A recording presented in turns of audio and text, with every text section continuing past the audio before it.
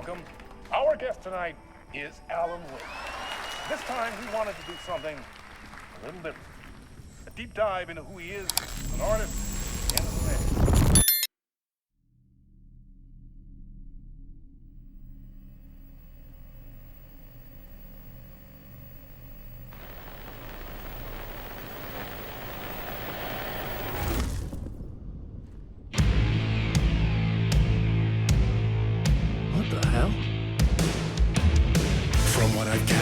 You grew up nice and sheltered with mama's pretty stories and your own made-up fury. And mama gave me a magic clicker. Well, yes, I think it's true and fair to say.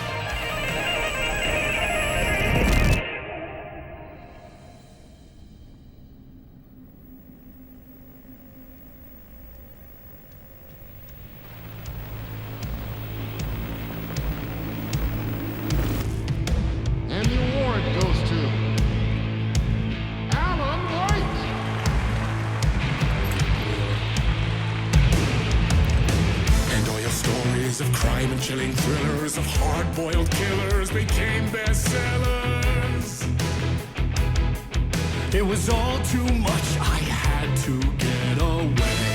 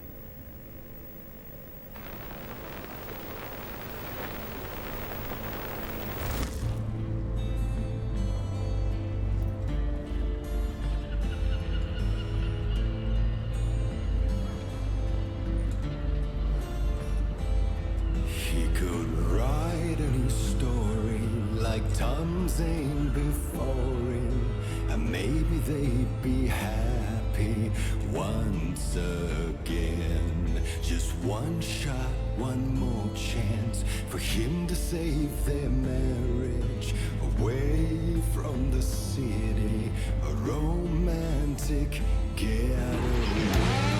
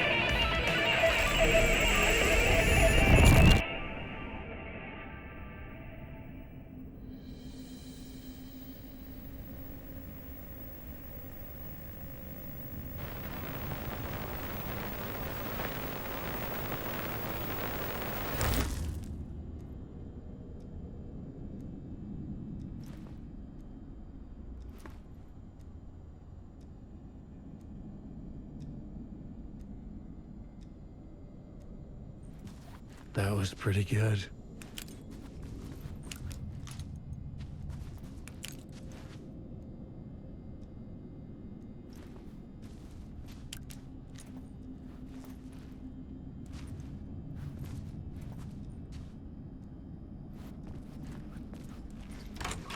A vision?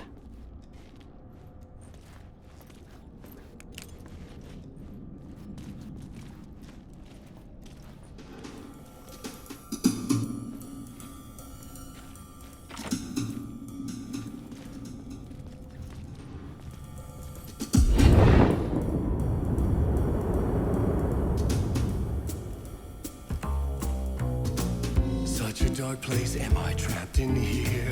Is this real? I cannot remember. There was a manuscript, it held a key.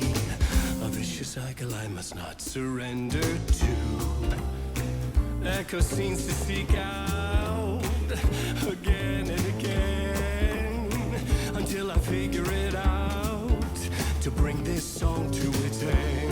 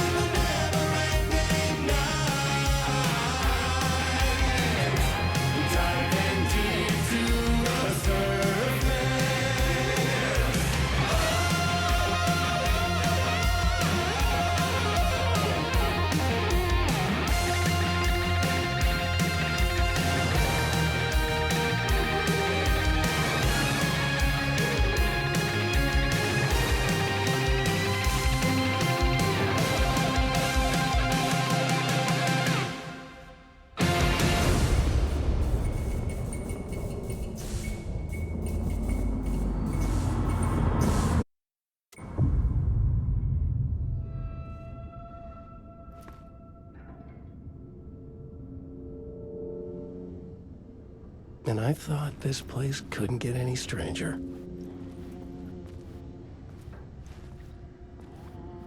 Champion of light, herald of darkness, lost in the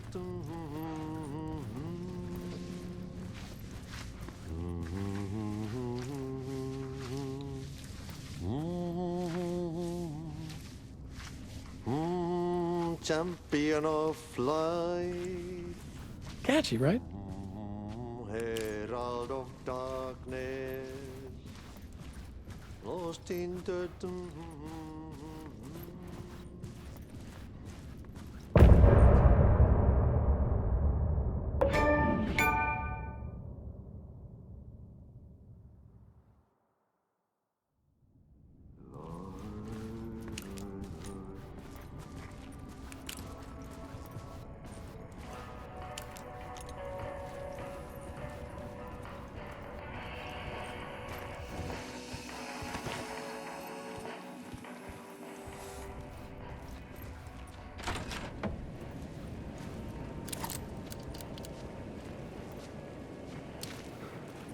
It was all about me.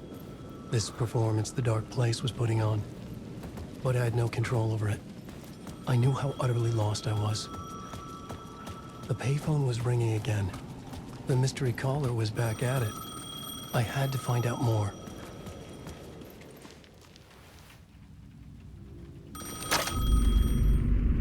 Alan Wake? Do you know who I am? How the fuck could I? Whoa! There's that famous temper. Lucky thing I'm not a paparazzi. You keep jerking me around, refusing to tell me who you are. You remember? Oh, fuck me. Alan, listen. Tell me, how much do you remember? Did you visit Parliament Tower? Did you find anything there? Yeah. Alice is in danger. Scratch is reaching out to her, and there's another manuscript. Not initiation, return. I saw the title page. I don't remember writing it. Return? Oh man, this is what we're after. The Scratch can't have it. Our survival, the survival of the fucking cosmic everything depends on this. Come to me. Ocean View Hotel. I left my room key for you. It's right there on the payphone. Remember, the dark place works in loops and rituals. If the waves keep pushing you away, you just need to find another way in. We go with the flow of this ocean. Catch you soon, brother.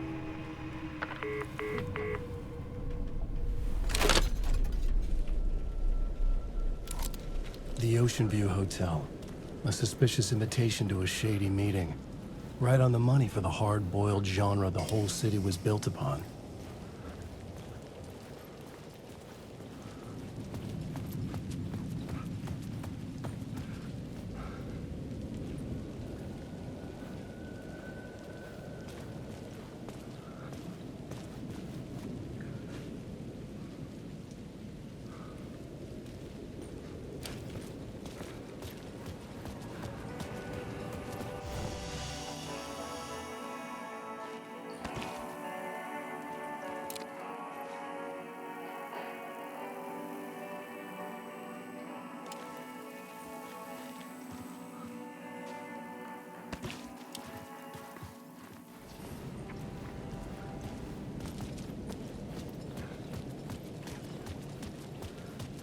The Ocean View Hotel. My destination.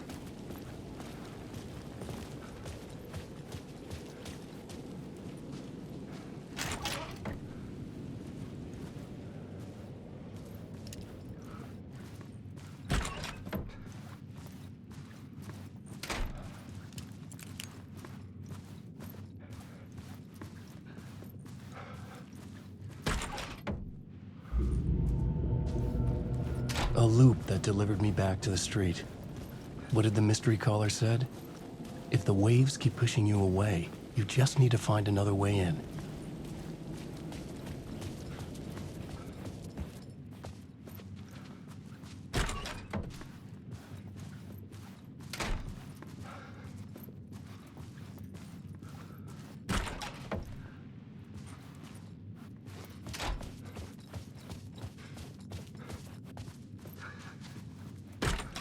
This was not right.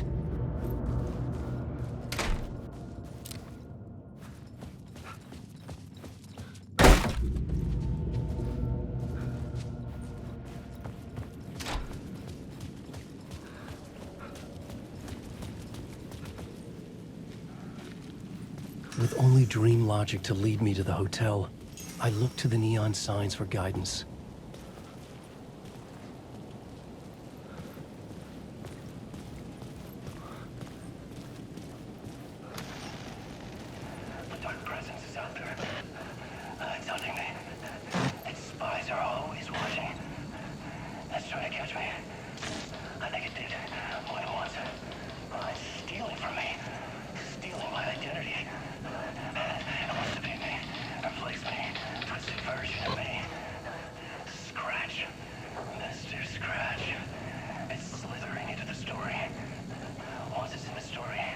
I have to use it to keep the story true.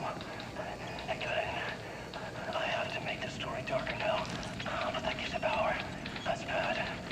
I don't want that. But I have no choice. It's an arms race. I gotta keep it together. Damn it. I'll be the first one to cross the finish line. I have to beat the devil at his own game. The story I was building was fragile, constantly under attack. There was no time to waste. The Dark Presence was only a step behind me.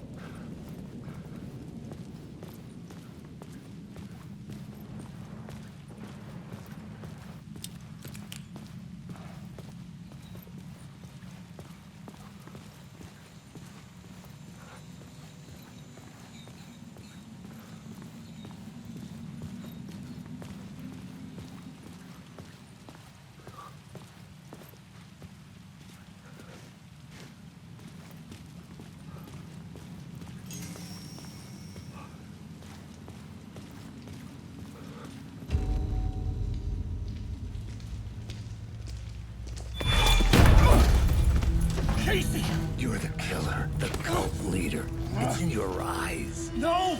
You've got the wrong man! It's Scratch! There's no time to lose! You're going nowhere.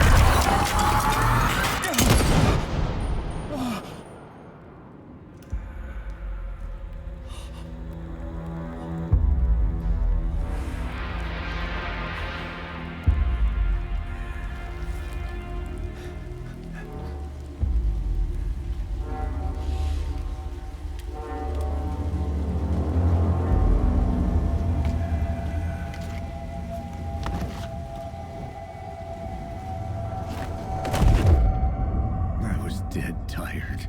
I just wanted it to be over. It was all my fault. I'd had this dark place in my head for so long. Sometimes I'd forget the pain was there.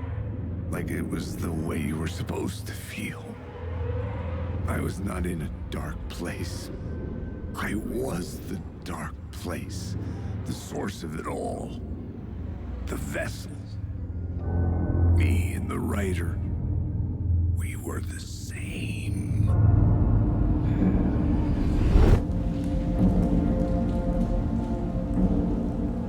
This place kept pushing me under, getting into my head, poisoning me with darkness. I had to find a way to escape before it was too late. Too late again.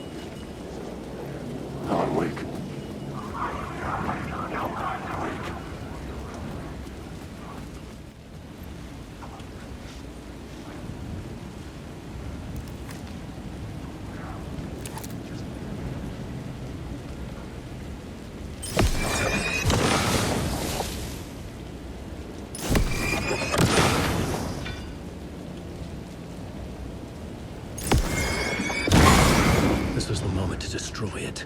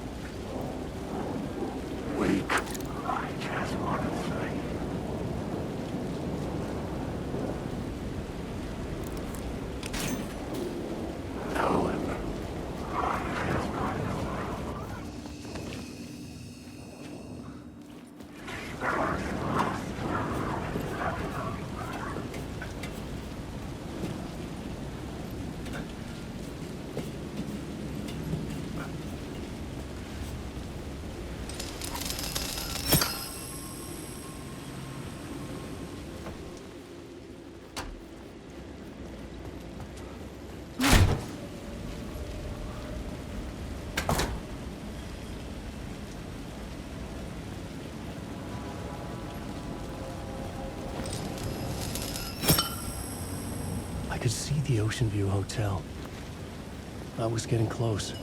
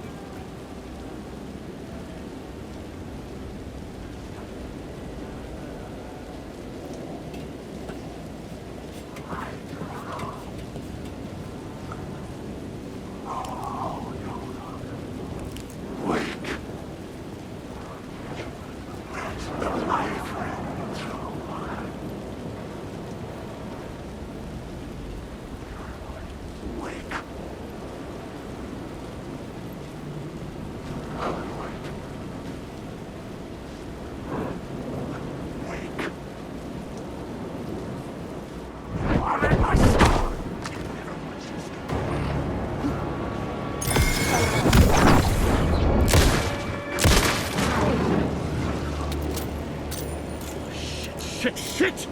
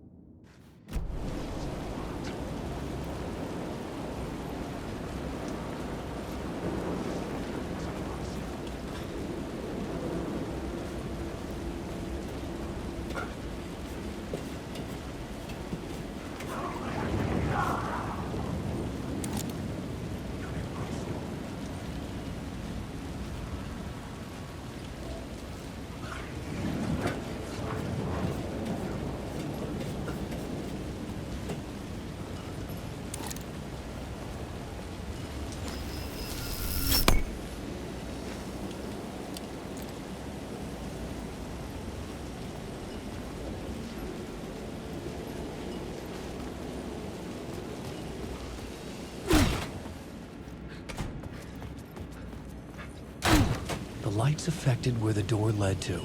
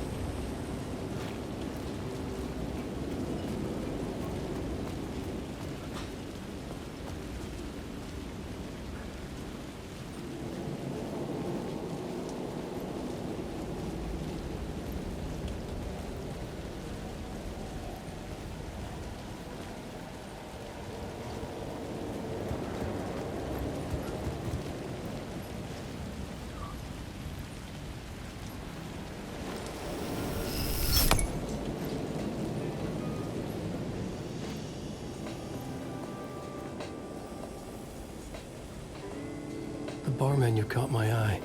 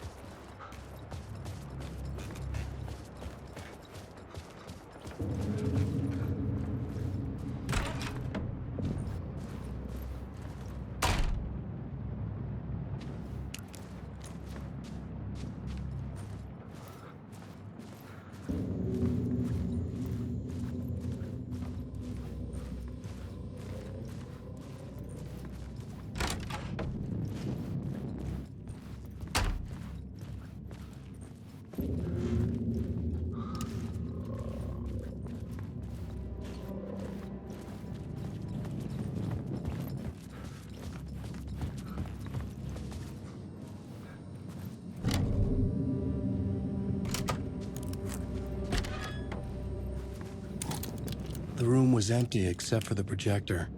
More games. Was the film a message waiting to be played?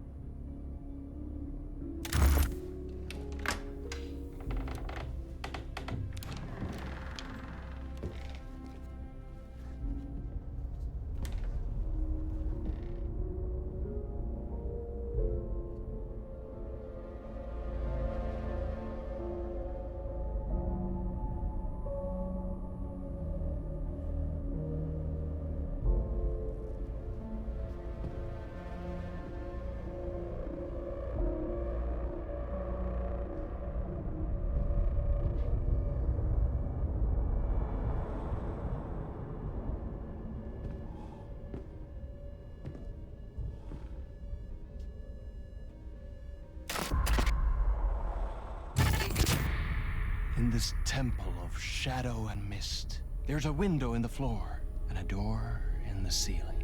There's no knowing, am I standing still, or running, or kneeling?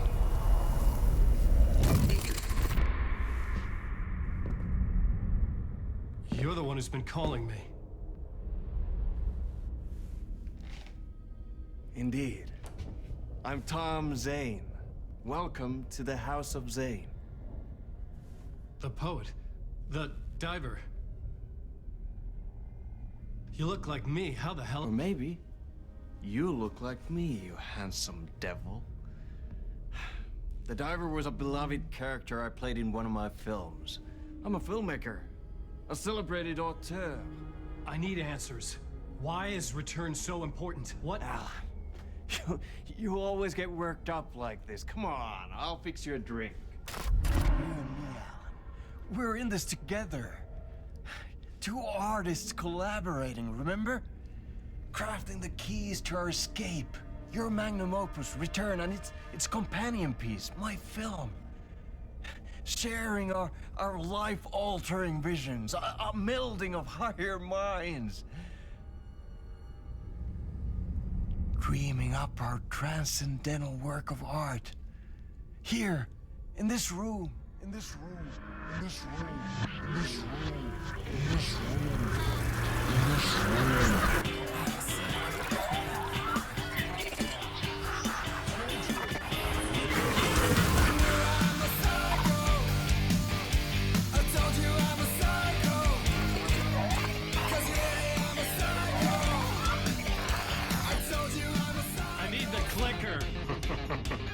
It's Return, but because we return.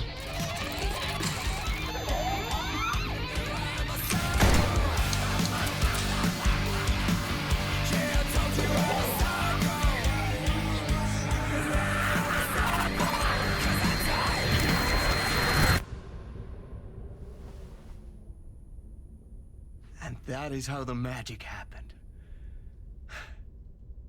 Enough of this bullshit. Alice is in danger. I need another murder site to go further. Back to Parliament Tower. Scratch is... Your wife is safe, back in the real New York. But Scratch is reaching for her through an overlap. Return is the key to escaping the dark place. You need to get it before that freak does. There's a murder site here in the hotel. Let the waves of your writing carry you there. Hello?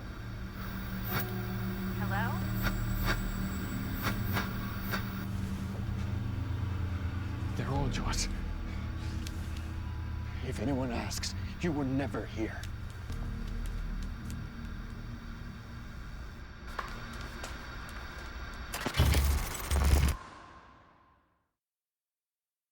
Thomas Zane had ended our talk in what felt like a paranoid fit. I had what I needed from him. There was another murder site in the hotel to guide me further toward my escape. I had to write my way to it.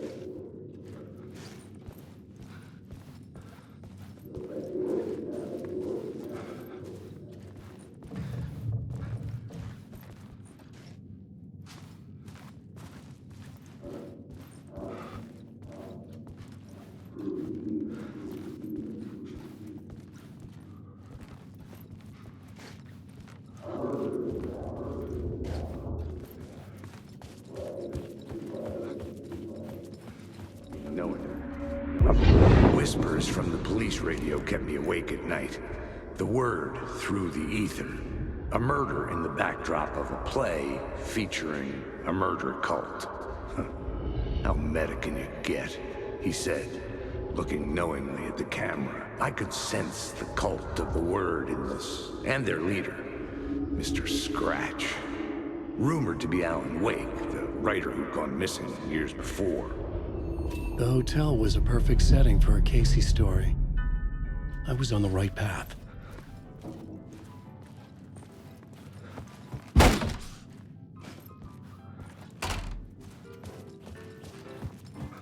I would start at the entrance lobby.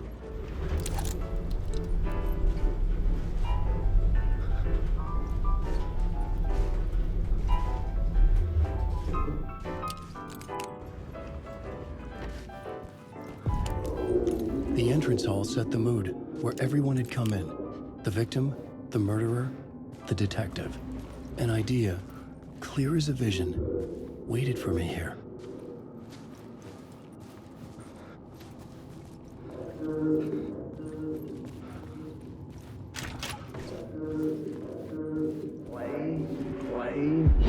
So, you were the director of this play? Yeah, that's me. Our performance of the cult was cursed from the pre-show ritual on. The cult is an immersive theatrical experience. Uh-huh. You're gonna have to walk me through what that means. Immersive theater. A play where the audience can participate, spread across this hotel. The cult is a legend. The only written copy of the manuscript lost, the play is passed on as oral tradition between theater companies. Each company only performs it once. The play was said to have special power. We were like kids playing with a Ouija board. And when you call for the devil, he will come. The pre-show ritual. That's it. Set it up. Start from the beginning.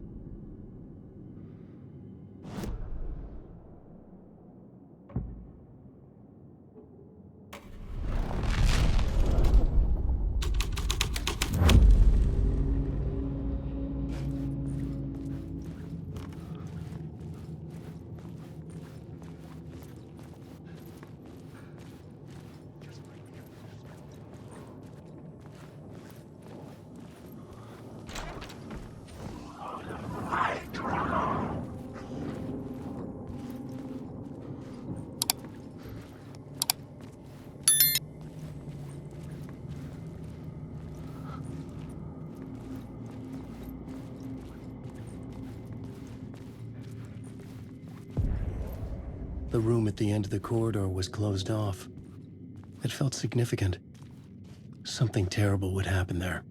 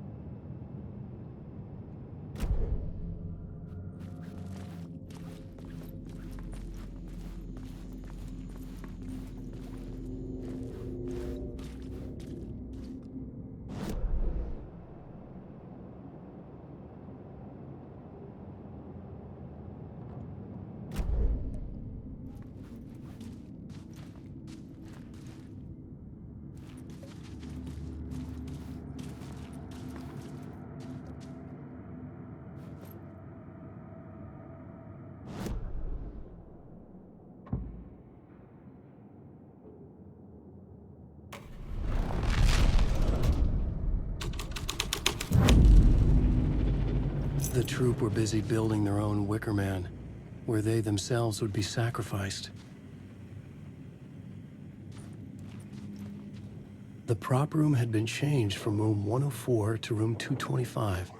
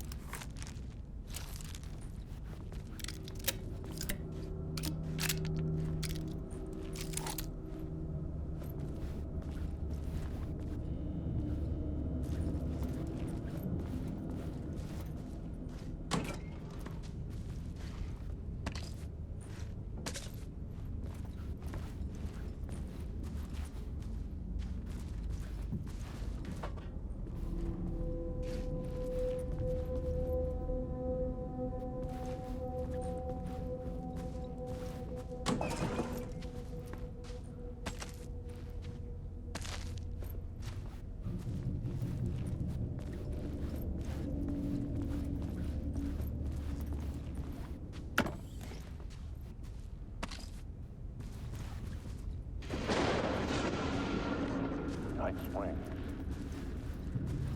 Shifting space, existing in a countless number of parallel realities. Sometimes a quaint small town, sometimes a hulking metropolis. Different every time we set upon the road that leads us there. And yet, like a half-remembered echo of a fading dream, always familiar to us. These are the stories that take place there. Awe-inspiring, macabre, terrifying, heartbreaking, nail-biting, absurd, and thrilling. Sometimes all of these things at once. A haunting new season of mind-bending episodes written by Alan Wake. I am your host, Orland Orr, and I will see you soon in Night Springs.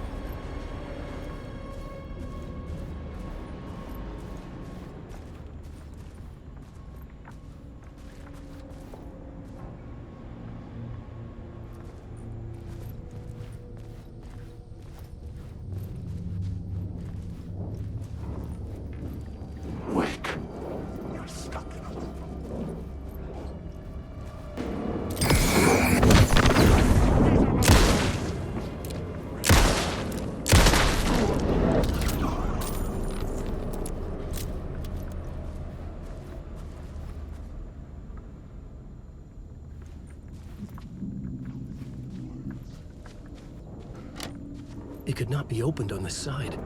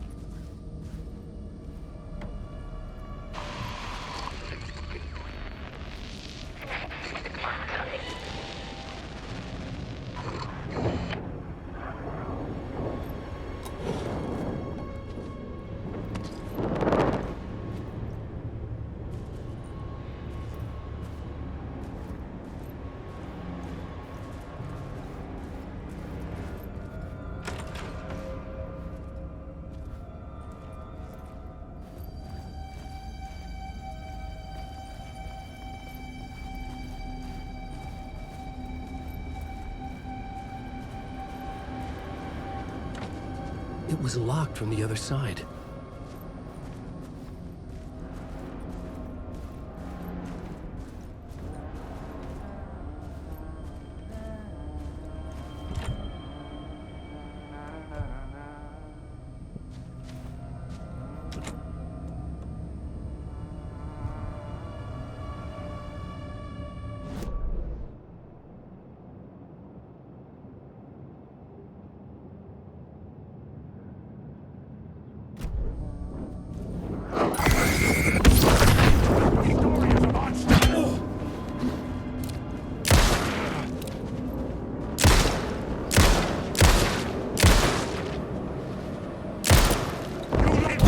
Your story.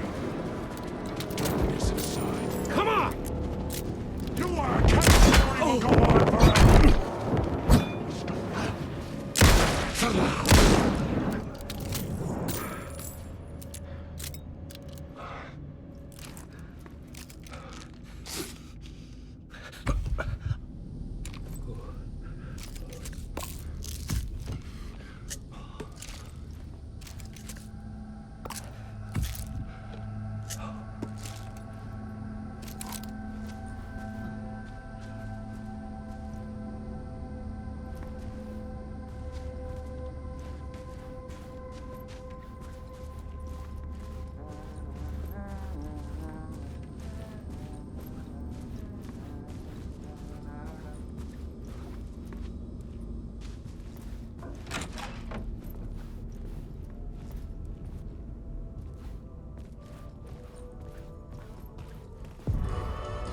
The ballroom would be the stage of a key scene in the play.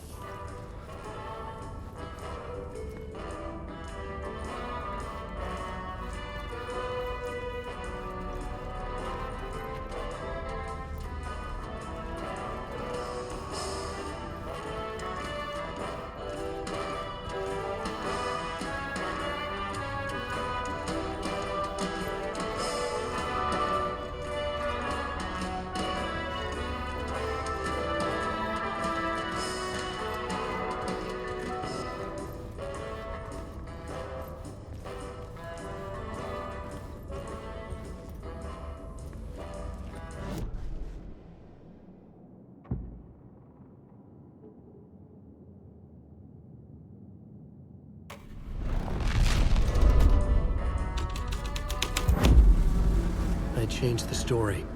And with that, the dark place changed.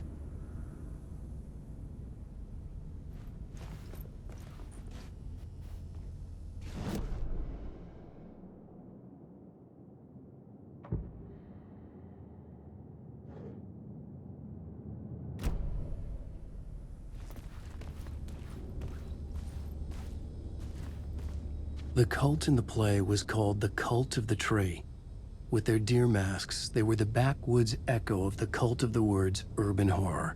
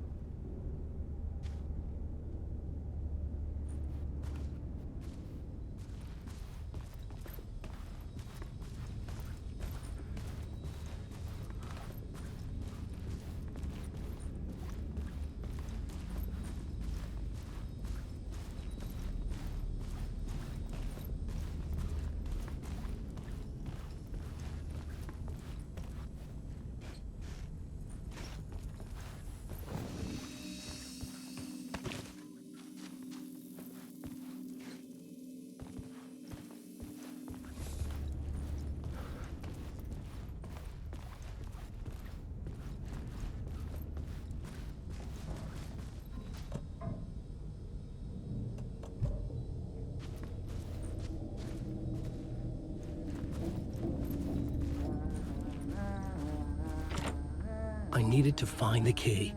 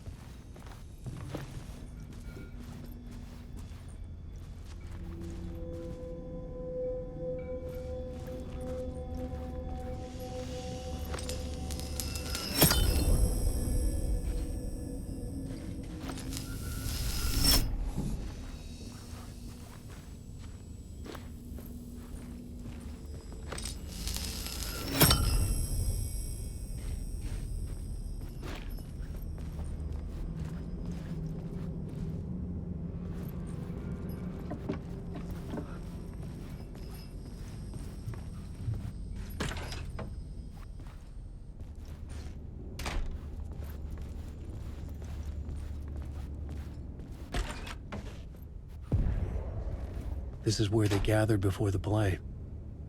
This is where it began.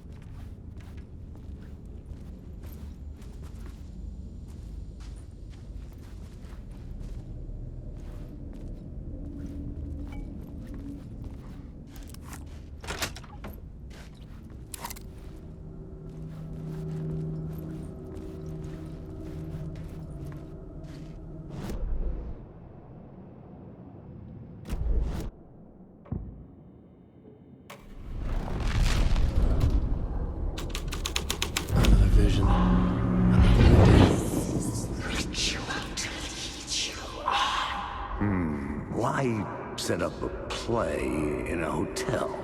Why this hotel? Because the rent is cheap? No. The ocean view was perfect for this. It's said to be haunted. Dark stories about murder, death, suicide. Supposedly, an actual cult once performed an unspeakable ritual to summon something in the ballroom. Did we summon the same thing? Tapped into something horrifying? It seemed like it was part of the play, but it wasn't. Does that sound crazy? You don't want to ask me about crazy, kid. A haunted hotel. Yes. That's a trope for a reason.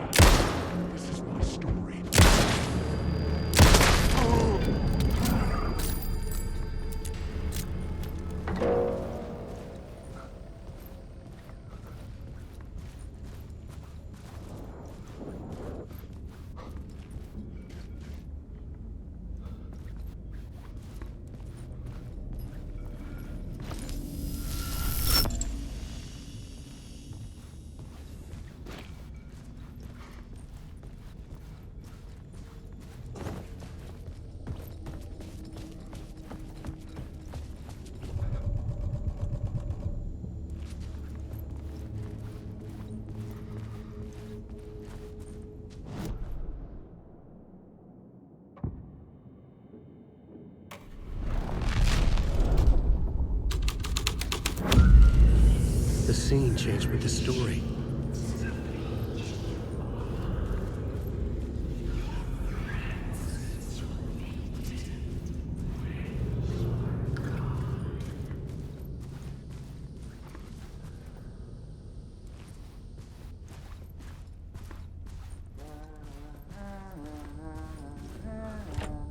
I didn't have the key.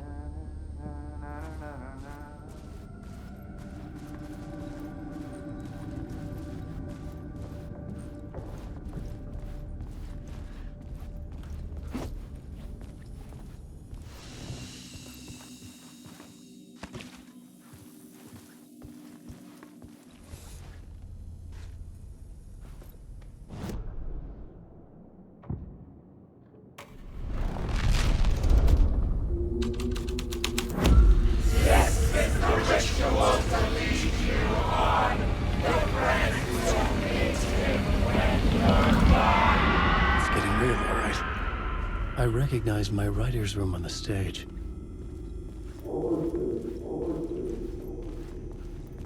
I almost dreaded the ideas this would conjure up.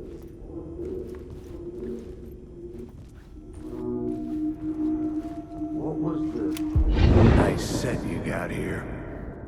What was the scene in this room? Well, this is what we call the writer's room. In the play, it's where the devil rewrites reality whilst God is asleep.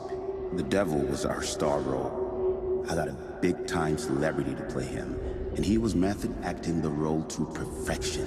He never broke character, always wore the cult mask. His name was scratched out on the posters. And who was this mystery celebrity? Let me guess. Alan Wake?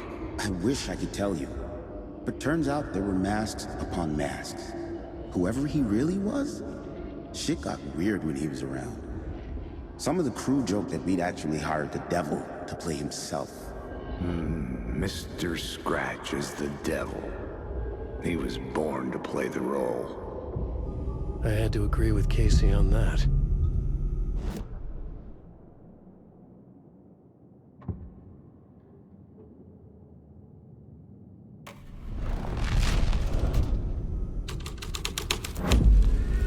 This thread would create something terrible in the scene, but it's what the story needed. This is not my writing. This is Scratch mocking me.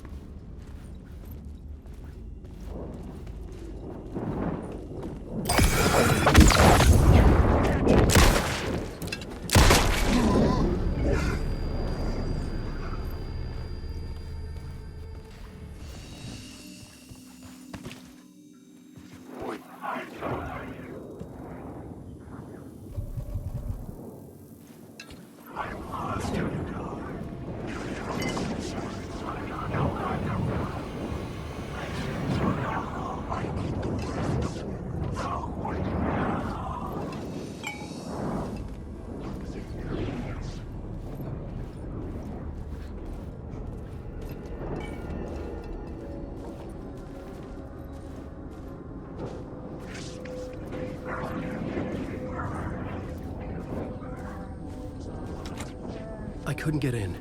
I was missing something.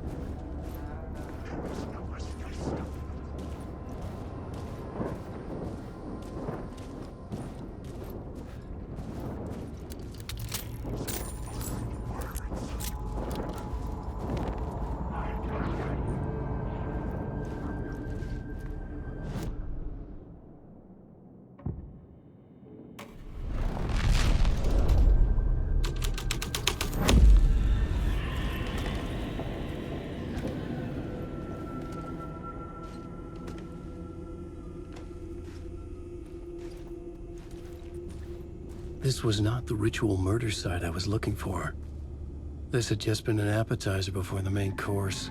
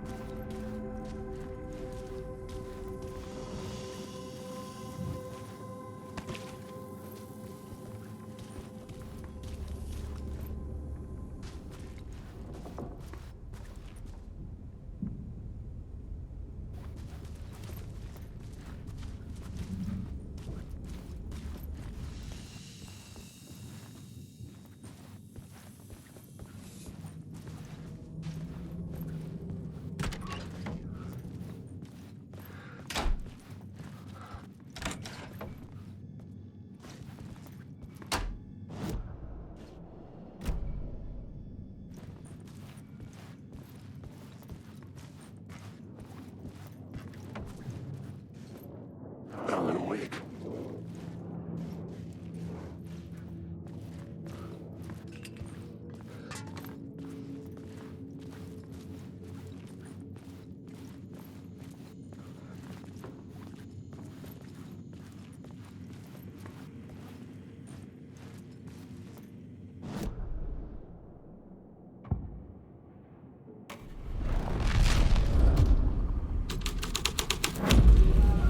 My writing was affecting reality.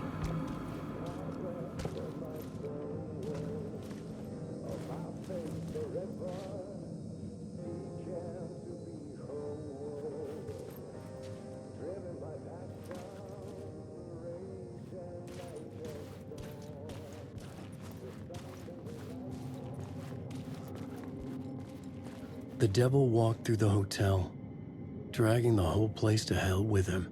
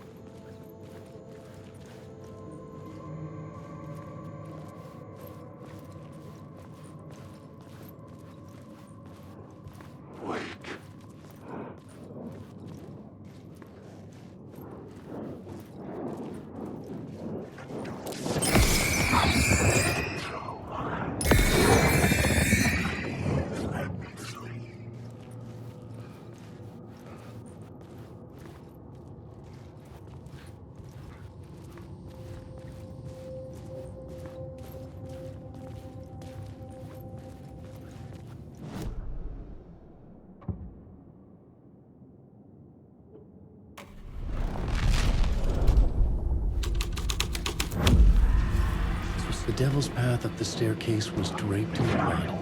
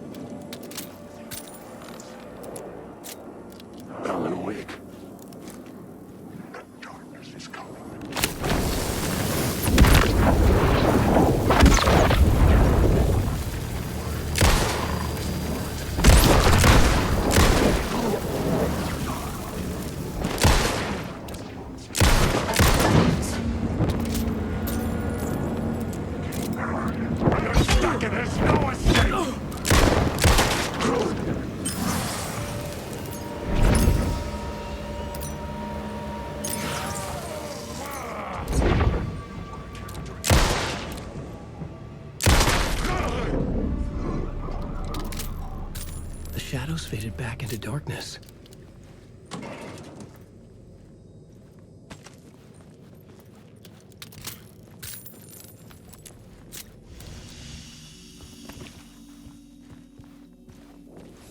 Wake. These words down your throat. No.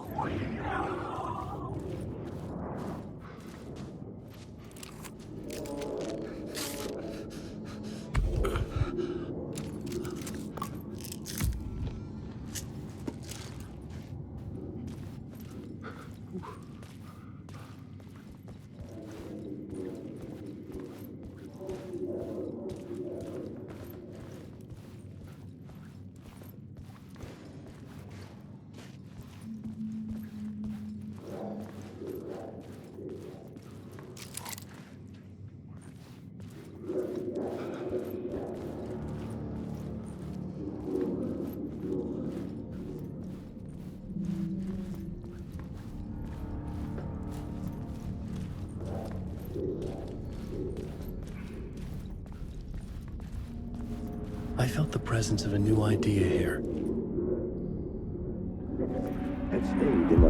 Mr. Scratch, if that's who the actor playing the devil was, had stayed in the hotel. Asking around at reception got me a room number. 666.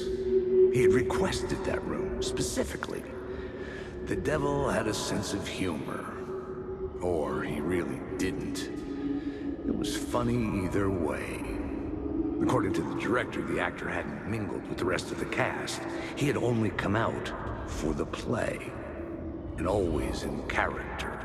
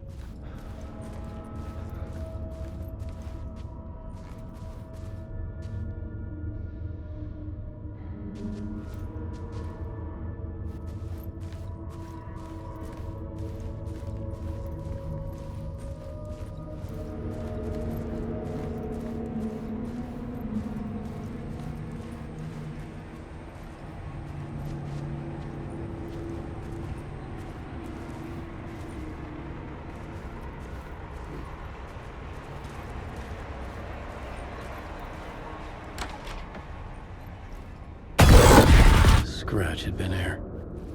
I could sense his presence lingering in the room. I was about to have another killer idea. Let's talk about the murder victim. The lady who was killed in the climax of the play. The leading lady. Oh, it was an honor to get to work with her. A grand dame for sure. She went back a long time. Kept insisting she had seen the long-lost original script of the play. She'd been with this mysterious writer, his muse. That was her role in the play. The muse. She was staying in room 108, where the murder happened. The set of the final scene, right. The devil comes, an unstoppable force crashing through the hotel through each scene, executed with devastating mastery. And all leading up to him meeting his muse. It turns out he knew her.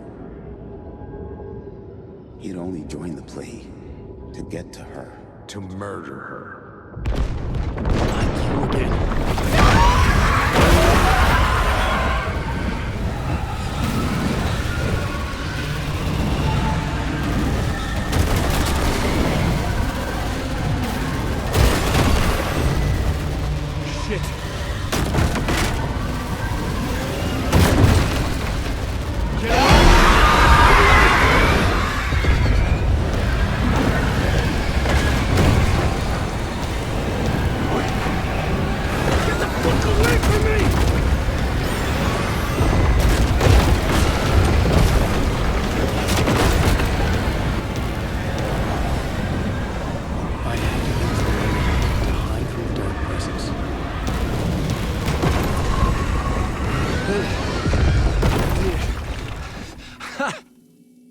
The dark presence had come for me, drawn to the story I was writing as it grew darker.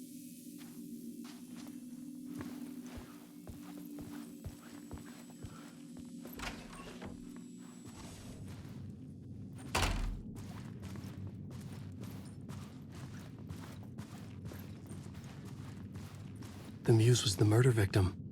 The final scene took place in room 108.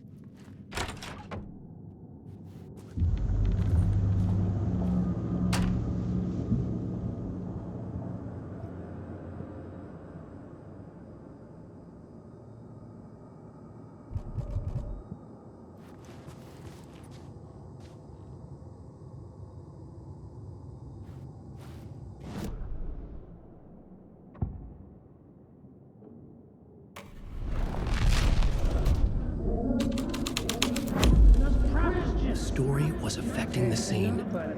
Freaking garbage, you dick. Asking too many freaking questions. I've had enough of that freaking garbage.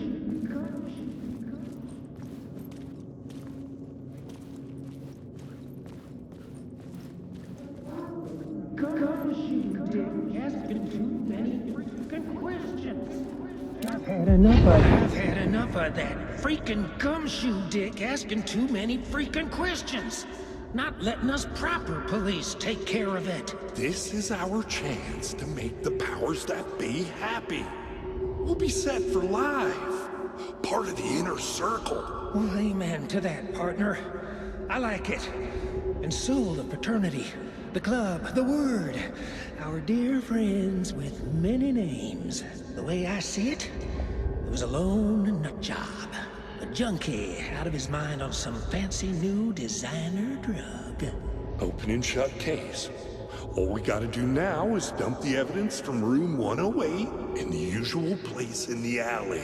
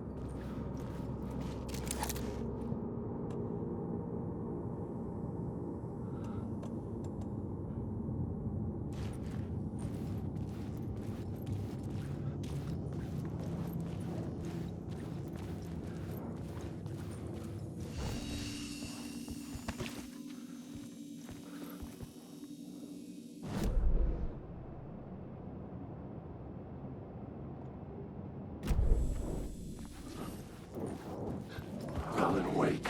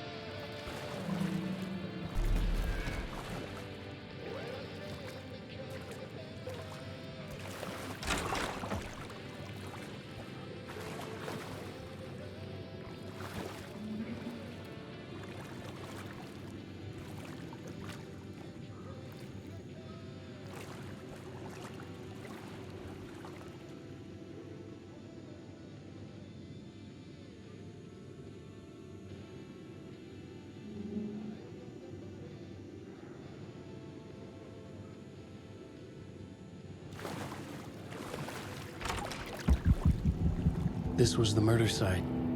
There was a record at the bottom of the bathtub, beneath the body. Somehow, it was important.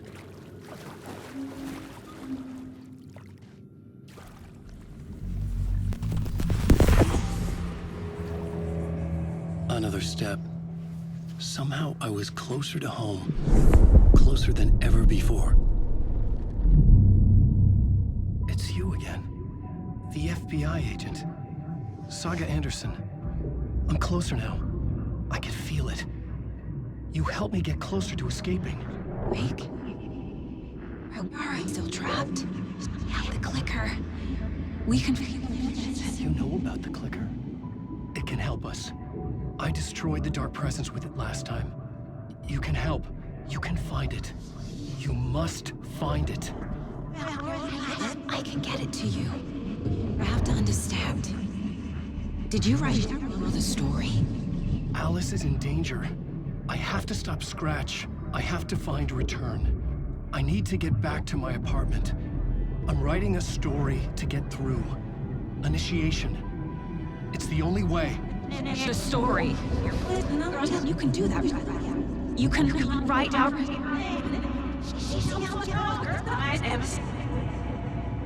It lasted only for a moment, like two planets passing in orbit. Saga Anderson was helping me go deeper, closer to escape. Somehow, I had to trust her. Parliament Tower. I had to get back to my apartment, my study. I had to find the manuscript of Return.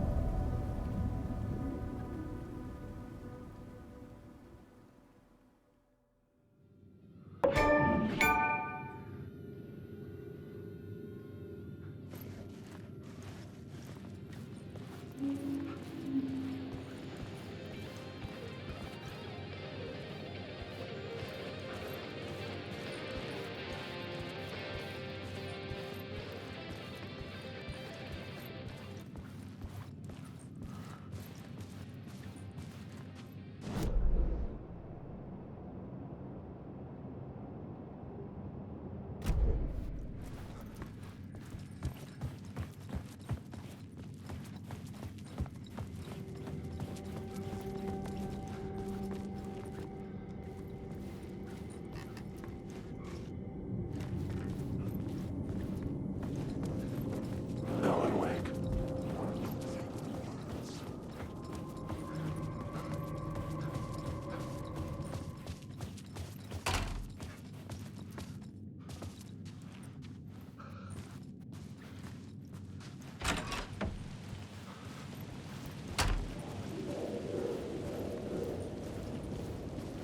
Parliament Tower was here, again. Zane said the manuscript of Return was the key to escaping. I had to get it before Scratch did.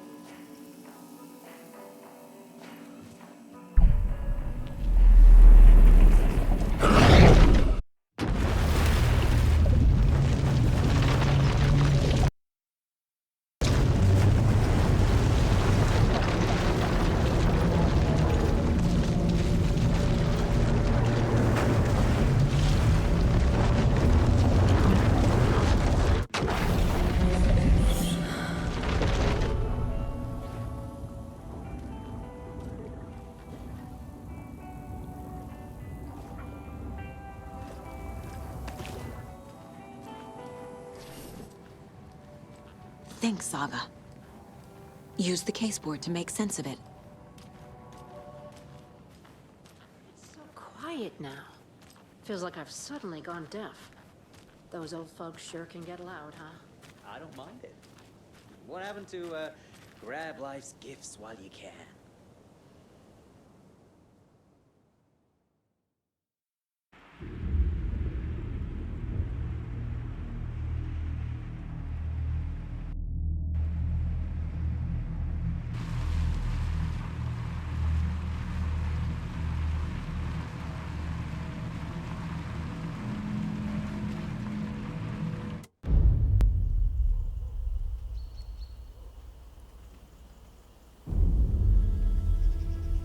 Alan Wake.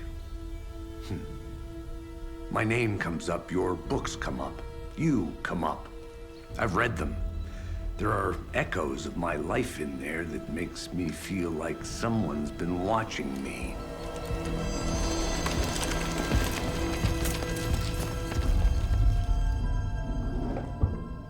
What happened to Alan Wake? The unanswered mystery. Never expected to find you alive. My head's killing me.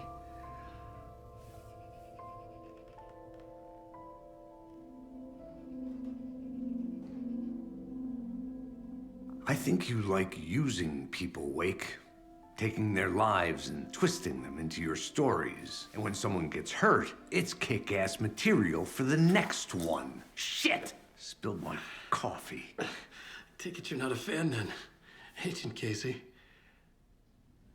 This is not your playground, and I'm not your fucking creation. It doesn't work that way. You can't make something out of nothing, even in the dark place where the rules hardly apply.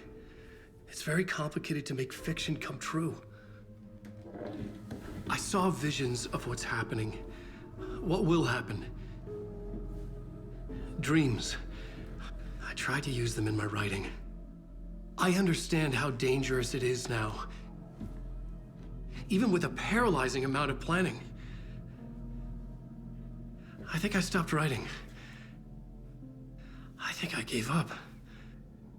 But there's a manuscript. Maybe I forgot not to write. The dark place makes you forget.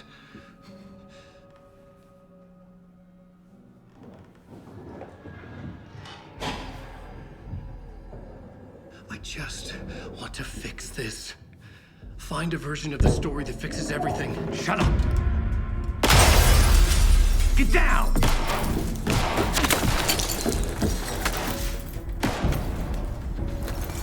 FBI! We want the rider! No one else needs to get hurt! Fuck off!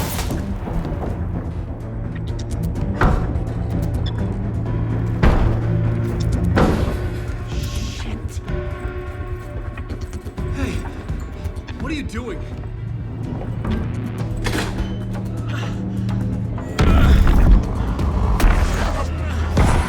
Scratch! It's close! Stay down! Wait, I need a gun! No chance. FBI! Crazy! Look out! It's coming! It's there!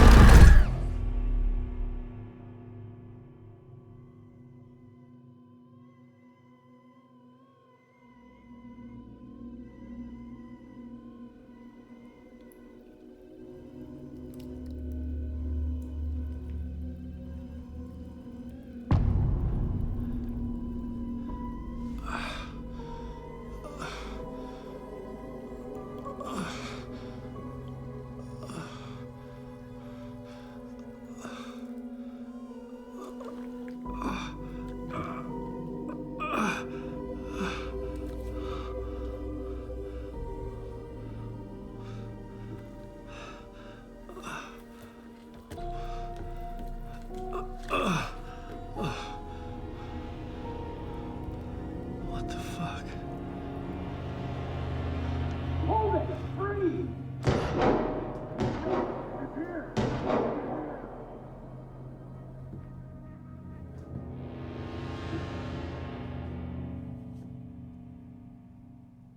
I had escaped the dark place. So had the dark presence. Scratch. He was here, in Bright Falls. I could feel him as a growing pressure in my head. Stronger by the minute. Why didn't he kill me with the rest? What did he want? I needed to find Casey. We were on the same side in this fight. Strength in numbers.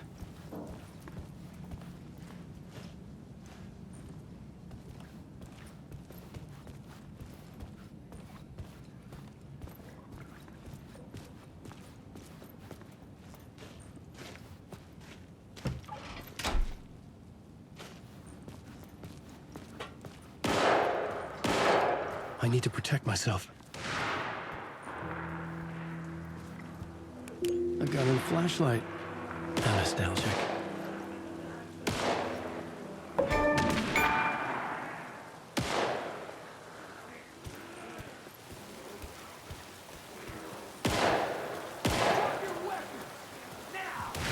That's Casey. He was still alive.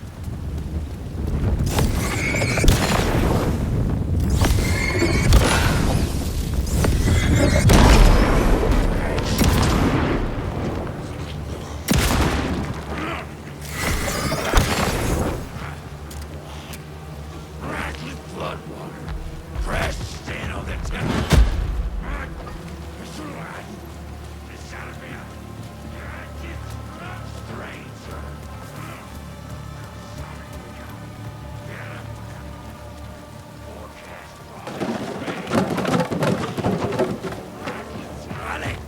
Stranger.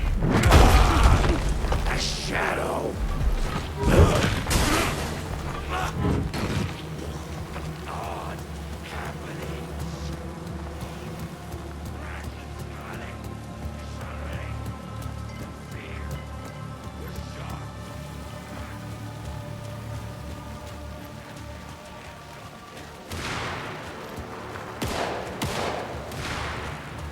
These were the cultists the FBI were after.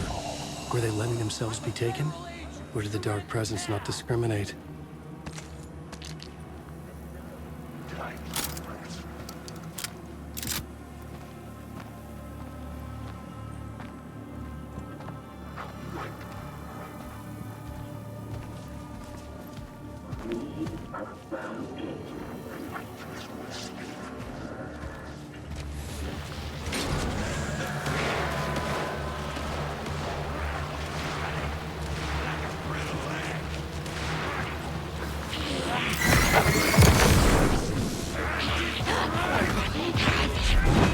Pressure in my head was unbearable. The scratch was getting closer, stronger than ever.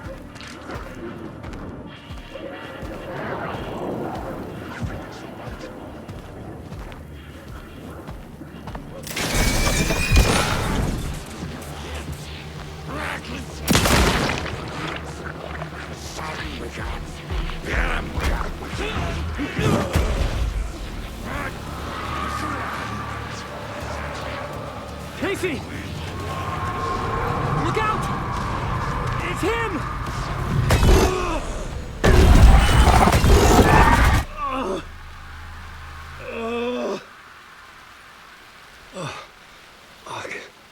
The pressure eased off.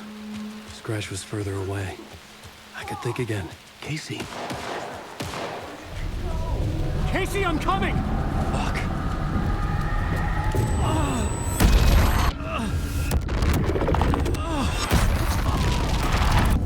Casey!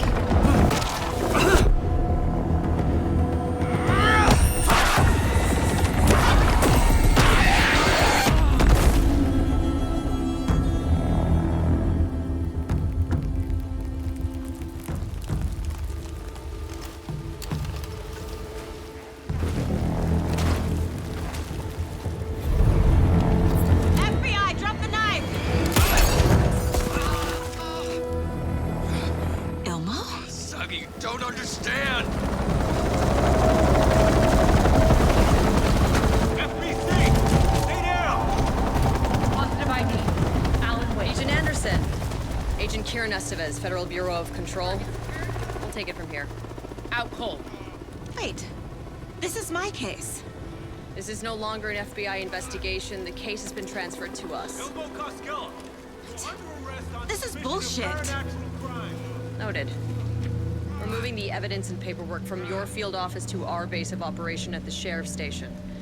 Any other pieces of evidence with you? Anything relevant? The clicker. I can't trust them with it. Nothing comes to mind. Okay. Then your work here is done. Hey, you did well. Wait, my partner, Agent Casey's MIA. We'll look for him. He's my partner, damn it! Agent? I should be... Go home. Careful moving quick. They think he's a para-utilitarian. No. Fuck this. I was so close to getting the clicker to wake. I'm not done here. Not until I find Casey. Not until my family is safe from this horror story.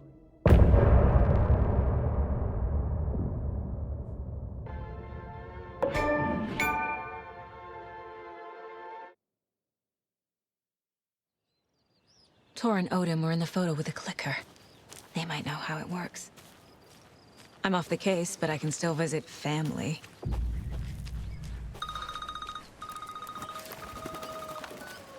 Hello? Saga!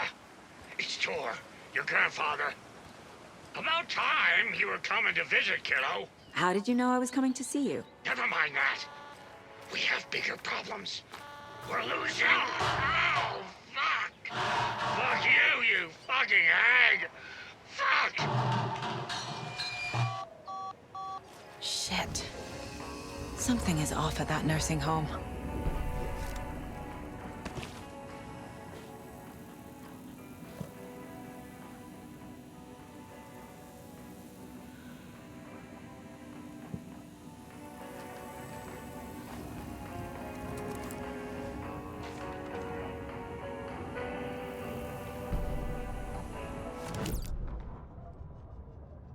The Valhalla Nursing Home, founded in 2014 for Odin and Tor Anderson of the Old Gods of Asgard fame for their twilight years. Built after the return comeback tour, flip-flopped to be their farewell tour, cut short, canceled. As their agent, Barry Wheeler had managed to coax a few hit songs out of them before that. Balance Lays the Demon, a couple of others. The old men rocked like their namesakes. The backstage parties got out of hand. The air was thick with smoke. Wheeler squinted. His migraine flared, booze and drugs. A rock and roll cliche. They ran off after every gig. Wheeler had security track them down to the craziest after parties.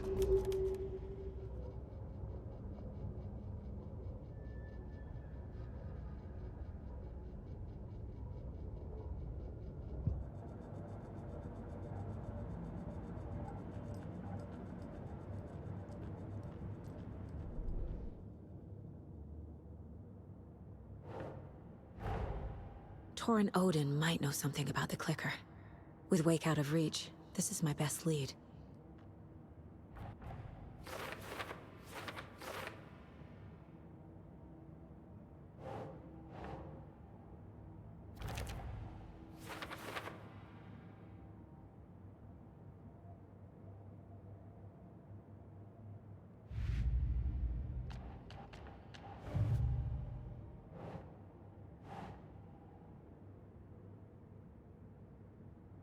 Yes.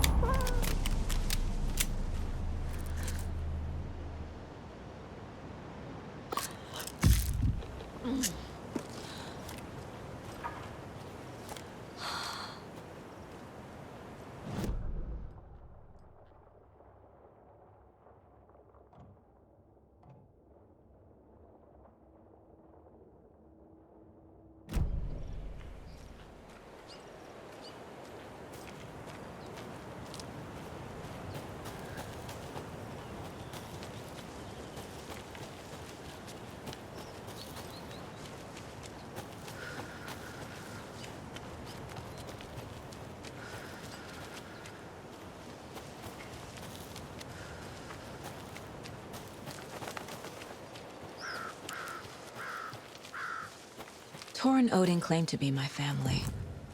I know Logan and I never lived here. But I don't know enough about my family history to say they're not my relatives.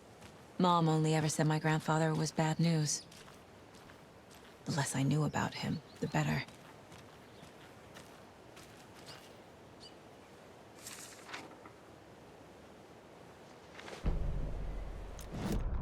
Saga had slid into a nightmare.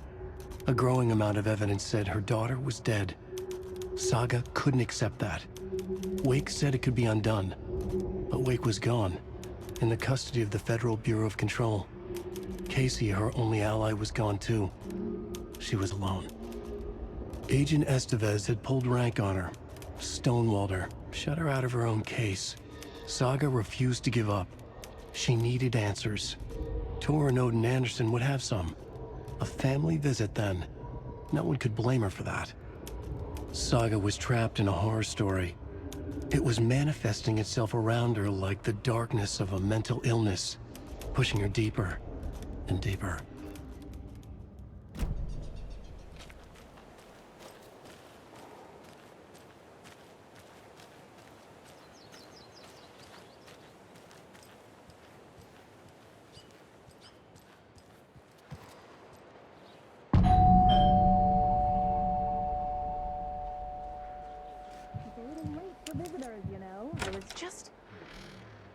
Oh, Saga? What's up? Hello, Rose. Thought I'd swing by, see the family. Not a bad time, is it? Oh, no. I was just, you know, tidying I'm so glad you're visiting again, Saga. But Odin and Tor can't see anyone today. I was just on the phone with Tor.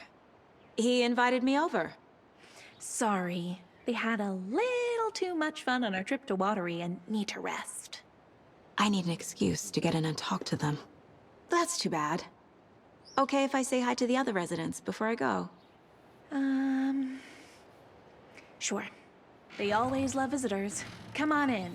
Not smart to be outside when the sun goes down. I love the architecture. I always dreamed of living in a haunted Victorian manor. You say that like it's your first time here.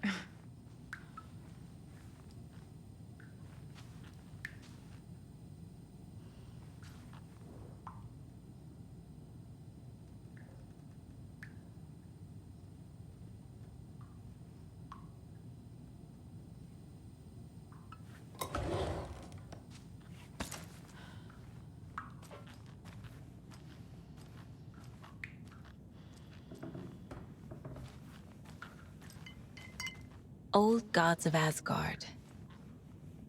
So Odin and Tor had abandoned it. Saga, this way. Oh, thought I'd lost you. Here's some of our residents, or as I like to call them, our little Vikings. Look who swung by, everyone. Norman, clothes. Norman, we have a visitor. Where are your clothes?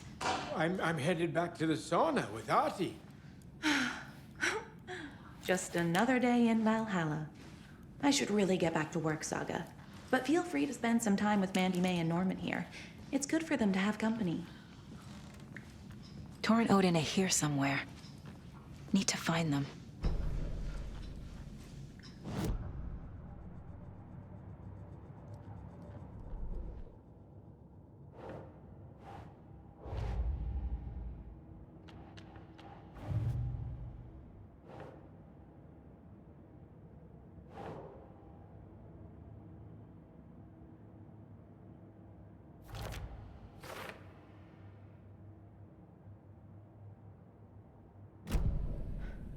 Why don't you go pick a song from the jukebox? Yes, box Holy Ray.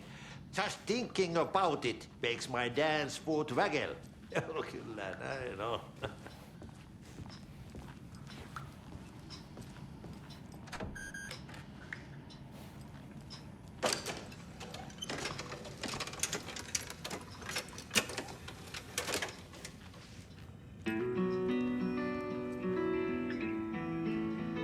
Hello there.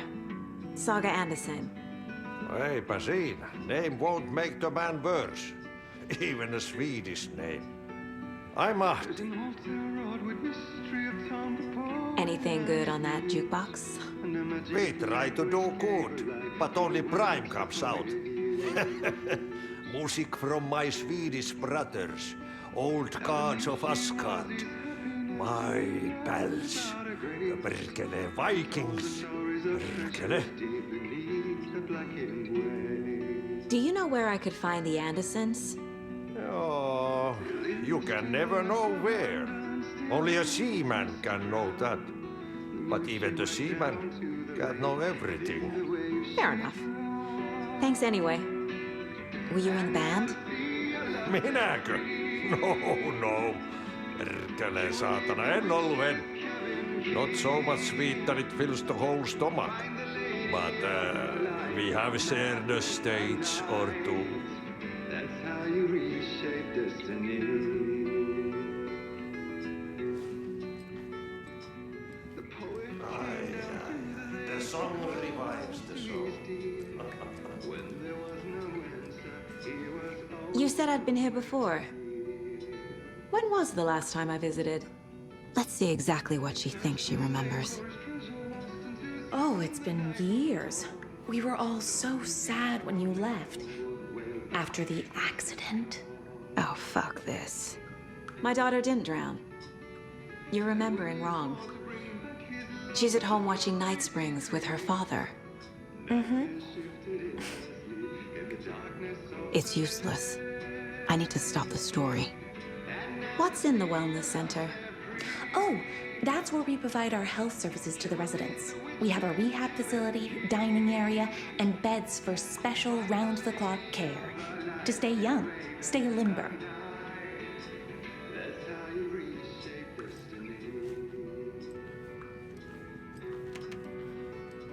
Are you planning to go watch the Beer Fest parade, Mandy May? And sit in a crowd of noisy drunks all day? I'd rather stick this knitting needle in my ear. Do either of you know where I could find Tor and Odin? Odin is sleeping upstairs, but your grandpa's been acting crazy. He got electrocuted when he smashed the telephone. Don't make up stories. Tor went loopy and smacked himself in the head with that hammer he's always carrying around. Tor is hurt. Something's wrong with him. That's some fascinating knitwork, Mandy May. What's your inspiration? Oh, I don't know. It is what it wants to be. Taking a break from making those little ornaments for Rose. Do you knit? I dabbled when I was pregnant. Socks, mittens, the usual stuff. Oh, how about knitting me some underwear? One more crude remark from you, Norman, and I'll put this needle in your ear. Was Tor hurt badly? He never let go of that hammer when he got electrocuted. It looked like a bolt of lightning hit him. Wham! Zap! Thank goodness Blum took the hammer away from him. It's not Tor's hammer, no matter what he keeps saying. Blum has his moments, even if he is a Russian. Andy May, you can't say stuff like that.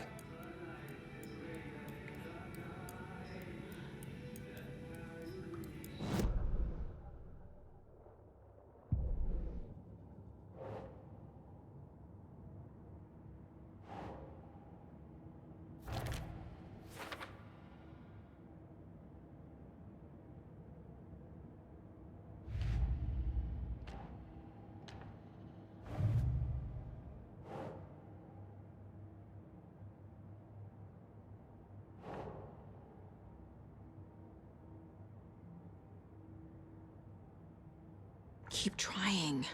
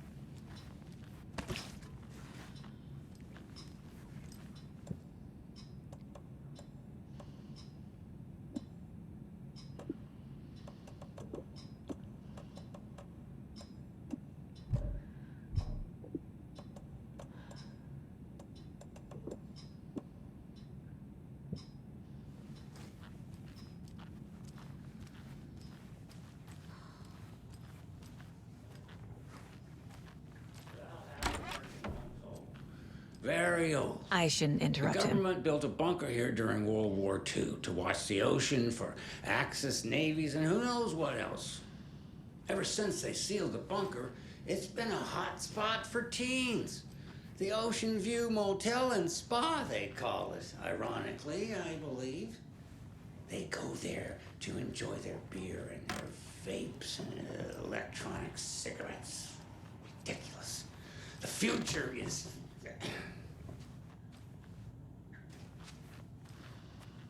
So, the teens would drink there, do other stuff that isn't appropriate content for you listeners at home, but the bunker has a tendency to flood, especially during the winter.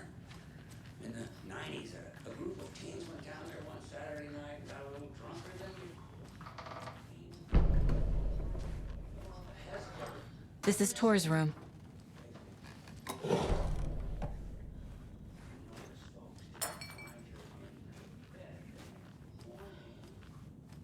More moonshine. Was this a drunken rampage? This place is a mess. And Tor's not here. I need to keep looking.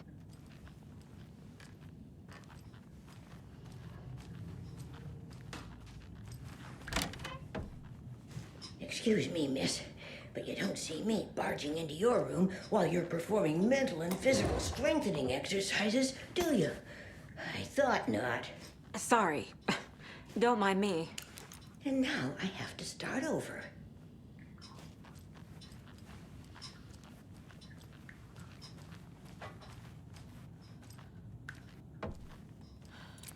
Odin's in bad shape. He was drunk and watery. Or is this something more serious? That woman in the painting looks like Mom. Was I born here? Or is this more of the story?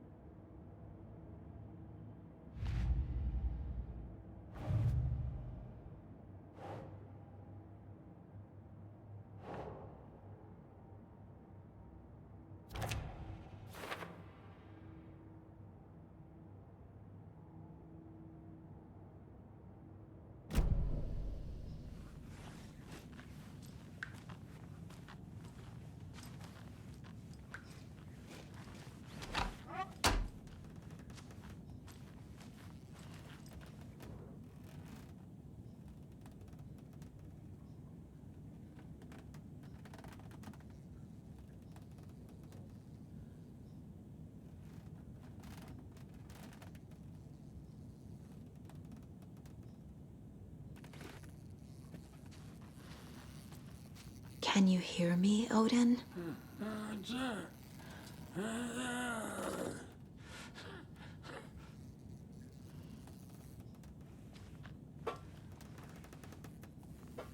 Odin Anderson?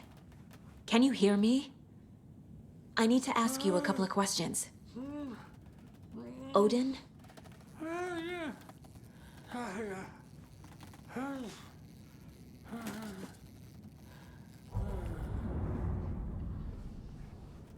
He's in no shape to talk.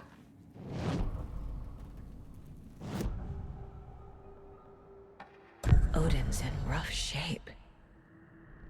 What happened to him? These are our twilight years. There's darkness in the water. We have our little tricks. And so do you. What's happening? It's never felt this way before. You're all grown up, Saga, dearest. And you're back just in time.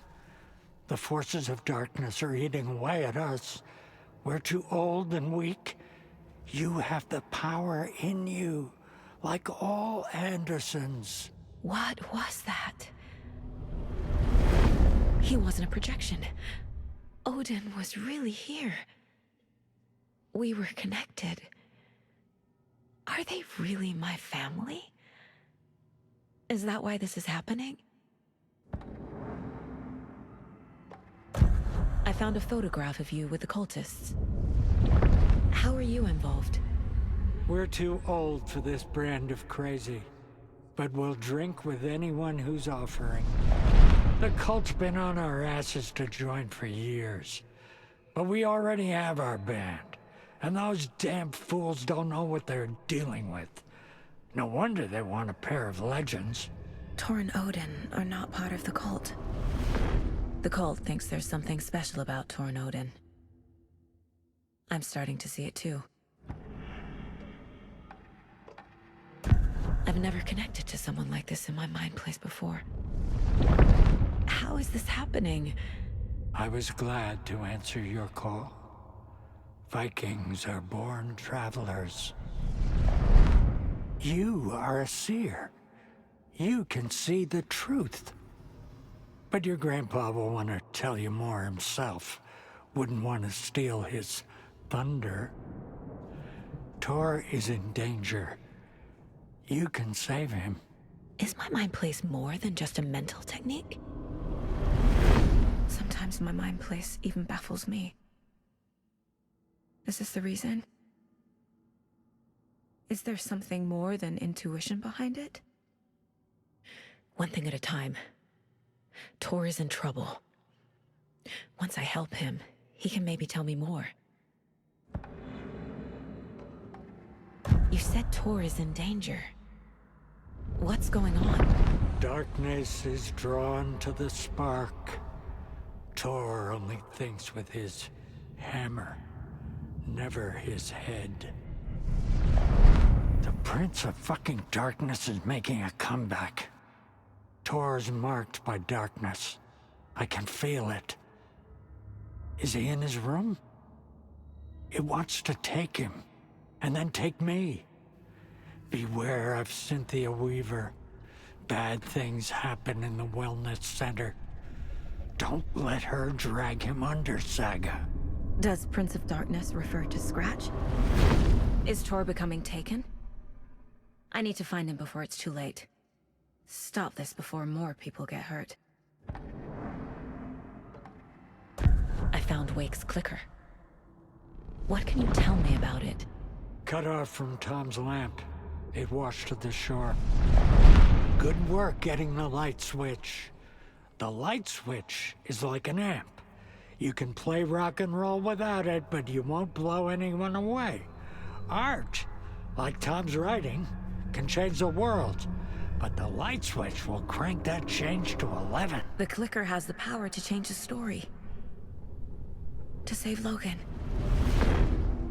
This confirms what Wake said. I can't let Scratch get his hands on the clicker. By Tom's writing, Odin must mean Wake.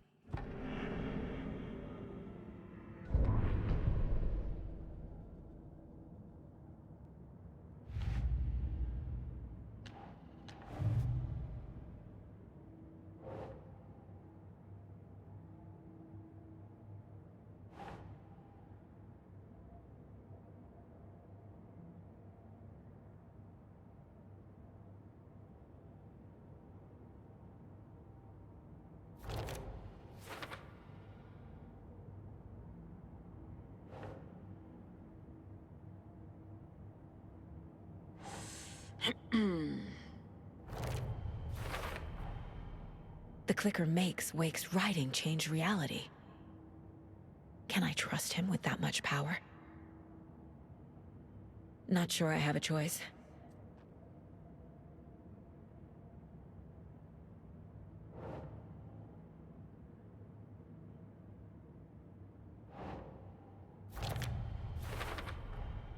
Tor is not okay. Something is definitely going on here.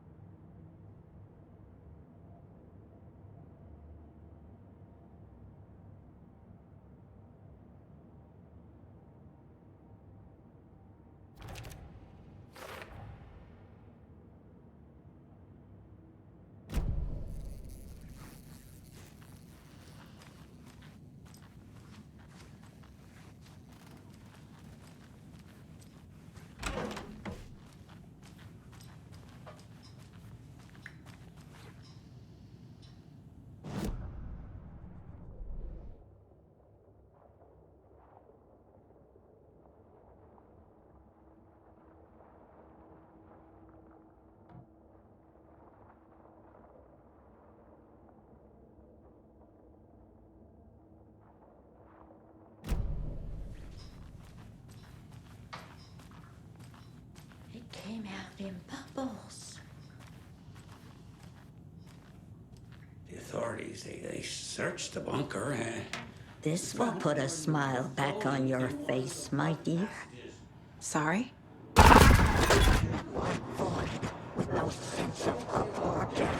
She's one of them.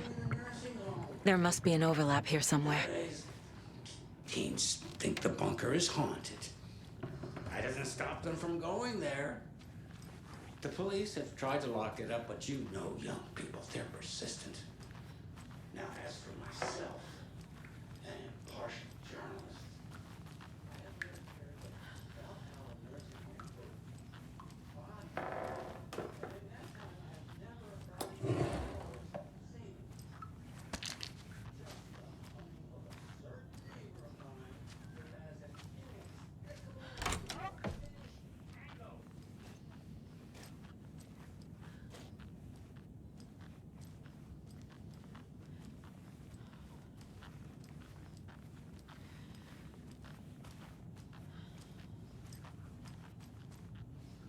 Need the key.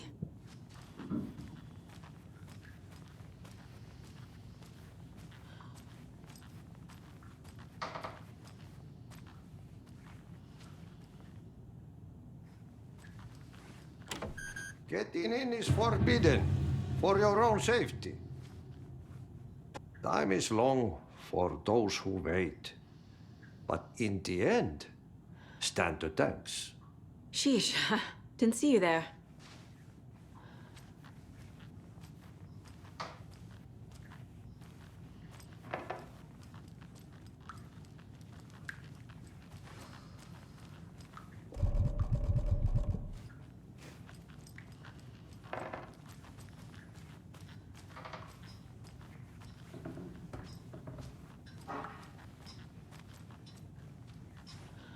Breakfast is at 7.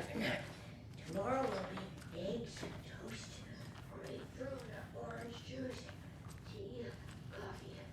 Service stops at 9. Lunch at 11. Tomorrow is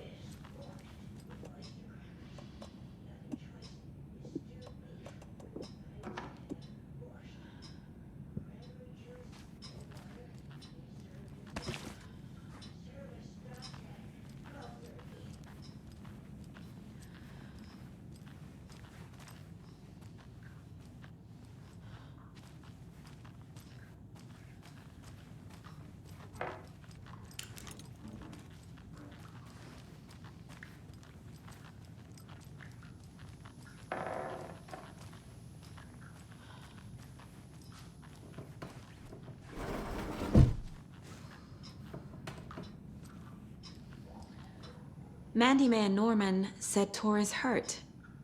Why didn't you mention that earlier? Oh, you mean the little bump on his noggin? It's nothing.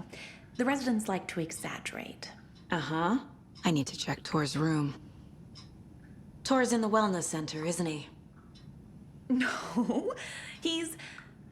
Well, yes, but you really shouldn't go in there right now. I'm gonna need you to unlock the door. This is FBI business. It's just... There's some things that,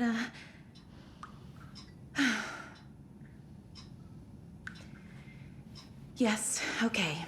I'll let you in. Thank you, Rose.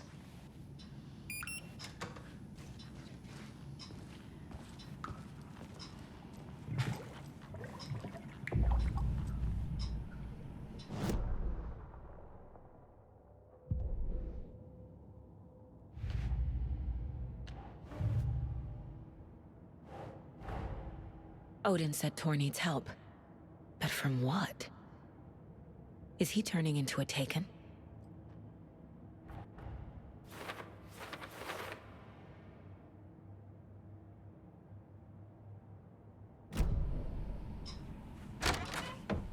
Watch out.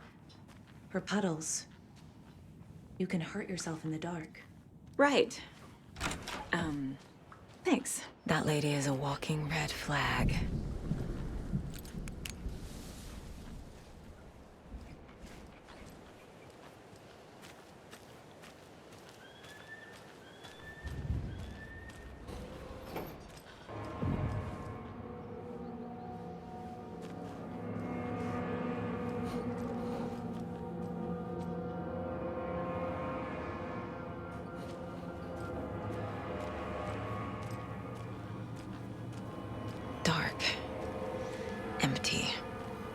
Be ready, Saga.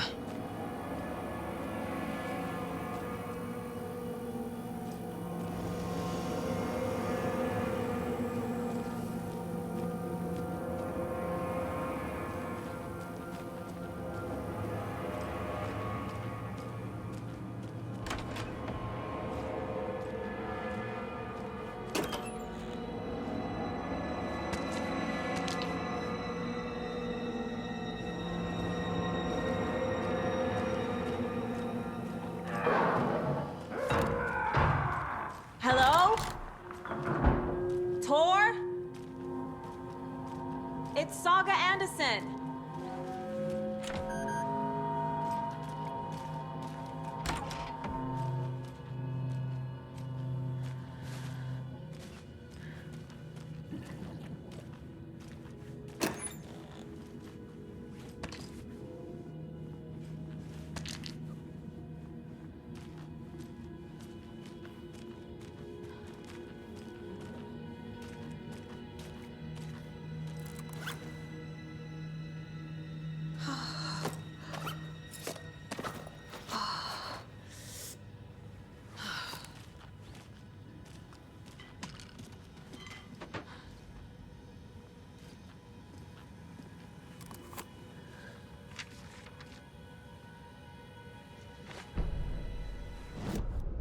Tor Anderson had lightning in his veins.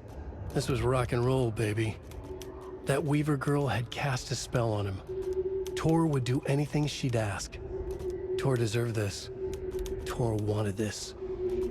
She wanted the song, a gift. He had to get it for her. Afterwards, it was too late. Tor swung his hammer in frustration. The spark was gone. Black liquid clogged his mind. A bad trip. Tor fought it. He was strong. He'd never be taken. But the darkness could still drown him. Tor needed to warn someone. It was all happening again. Tom was back. Coming back. Tom would need help too if he was going to make it. But the brothers were too old to stop at this time. Tor had called someone. Someone who could help. The name escaped him. Drowned beneath dark water.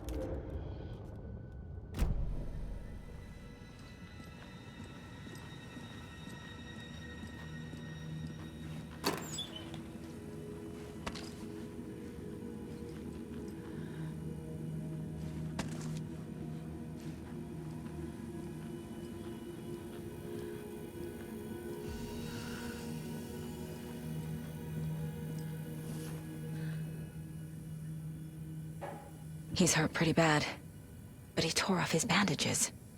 Why?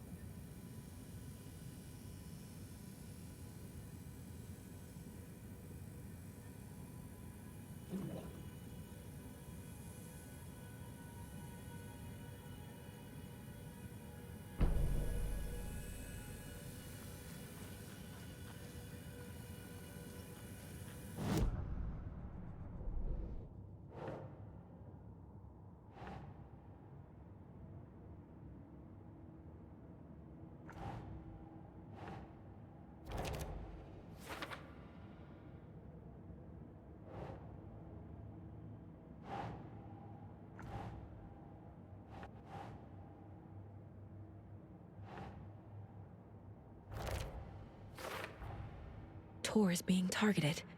He needs help.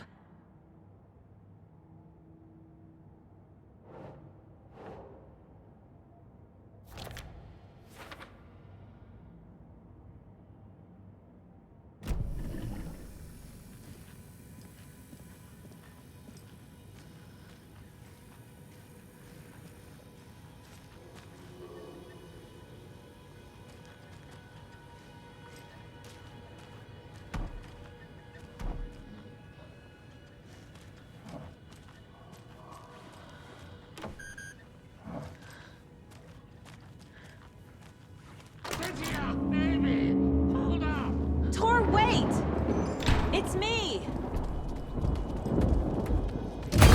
Ugh, come on. An electric lock. Looks like it's controlled remotely.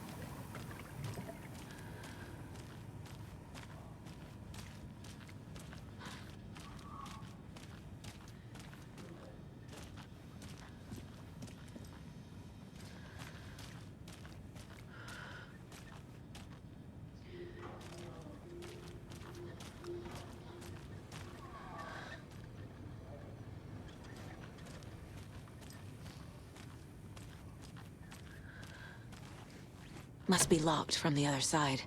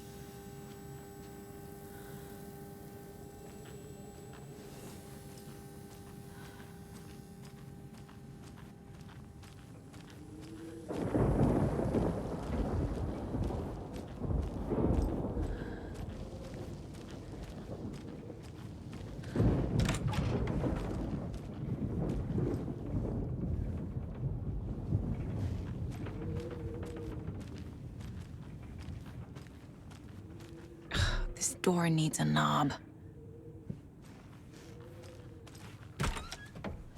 A security computer.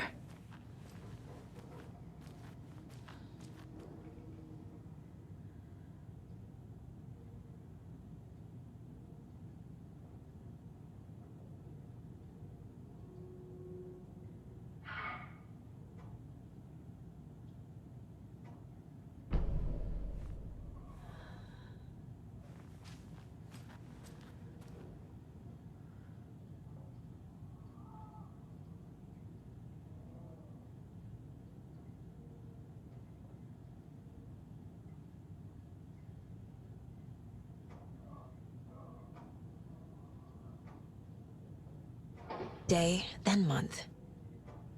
He uses European formatting.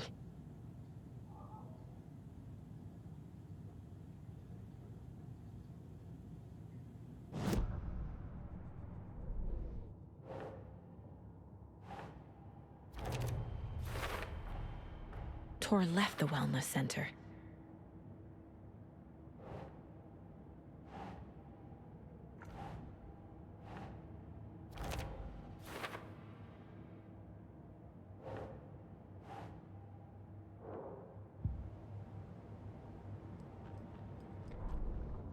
The victim was one of their own. FBI Special Agent Robert Nightingale, gone missing here 13 years ago. Now he had suddenly turned up, only to be murdered in a brutal ritual on the very day of their arrival. And then there was the page. This page, the first page that they had found, not the last. The first step down into terrifying depths. Secret truths trembling beyond the threshold. Reading the words, these words, felt like a message.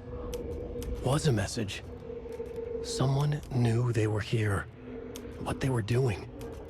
Someone playing a game with them, leading them on. An invitation. How could they not accept? The sheer audacity of this impossible mystery presented to them, even if they knew it would end up hurting them.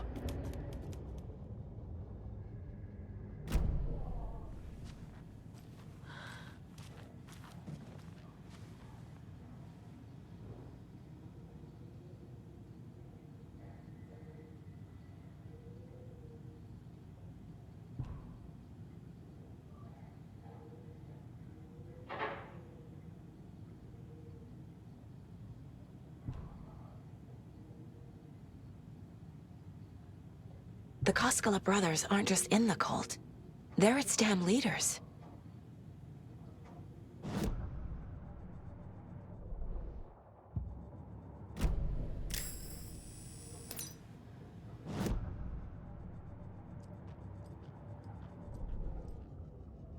The victim was one of their own.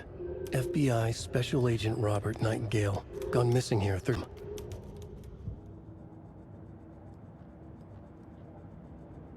The Mile High Strangler case. Proud of that one.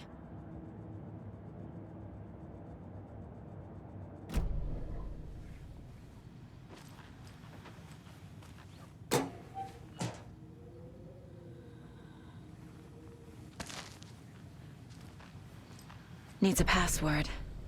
And a warrant, technically. But hey, desperate times.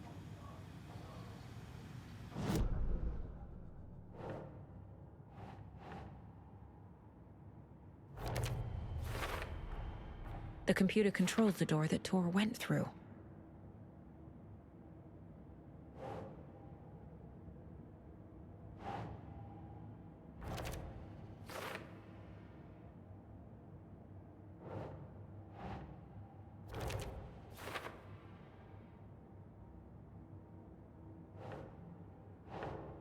Yes. I have what I need to figure out the password.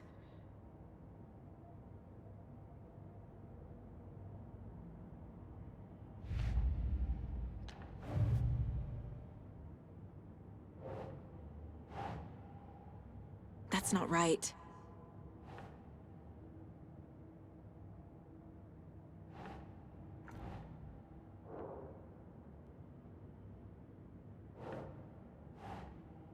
Okay.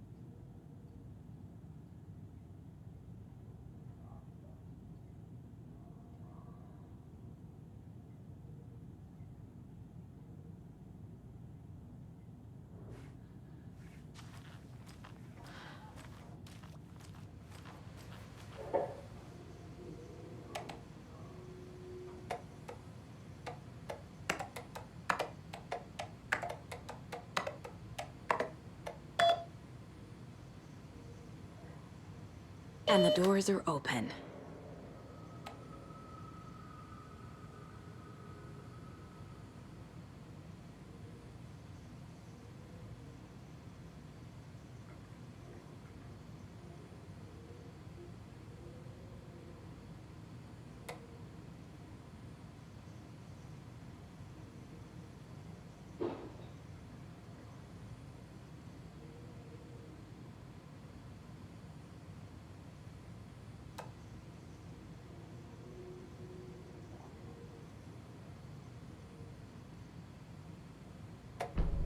There's Tor.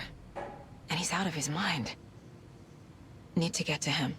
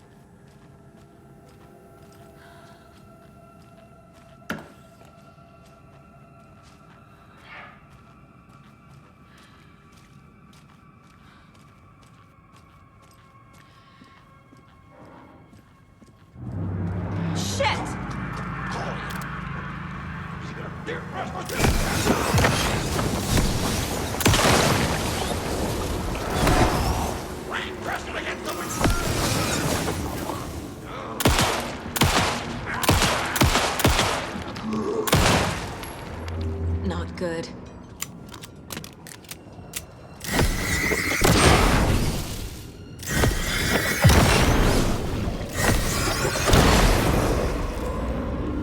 The residents were restless.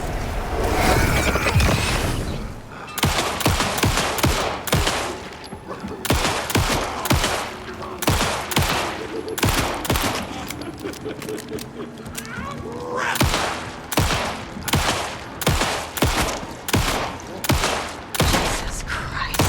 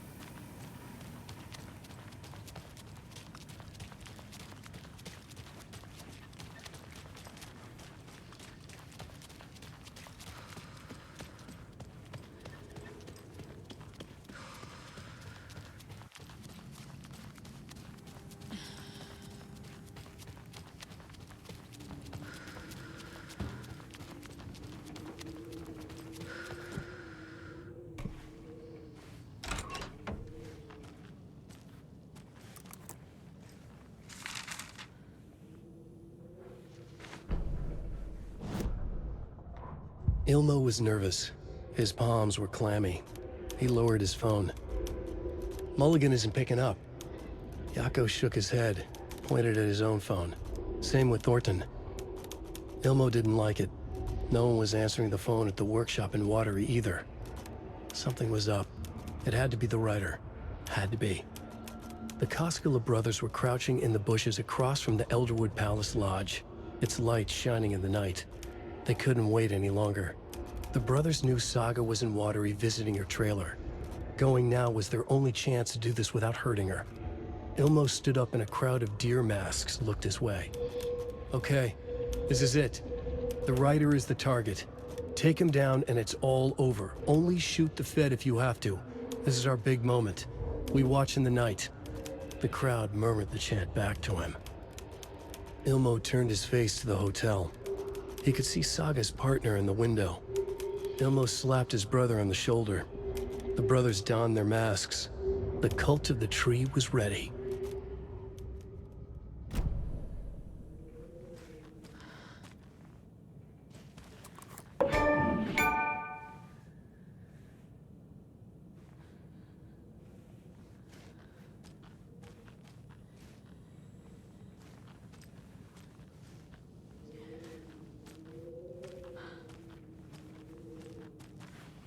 You were a handsome deer.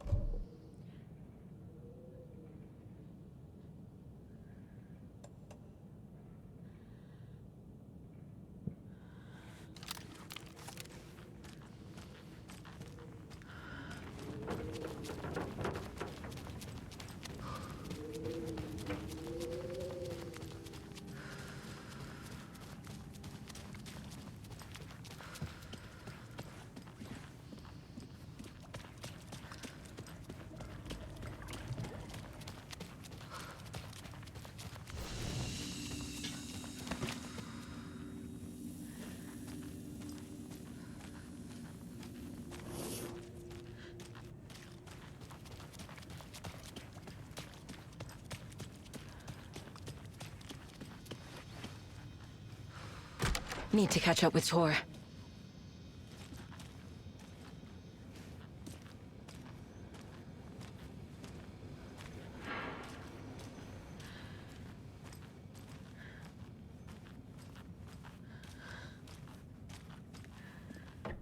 This must have been Tor's.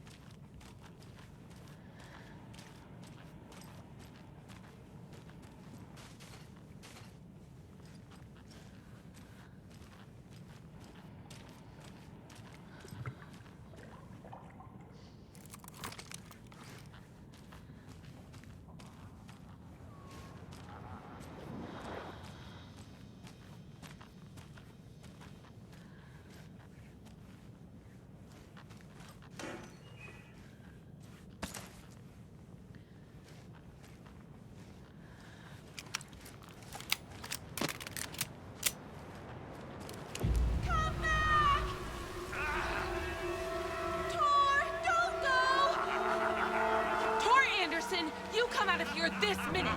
That water is bad for you! Tor, wait! Cynthia Weaver, I know it's you! This kind of behavior is not okay! Let him go! Tor!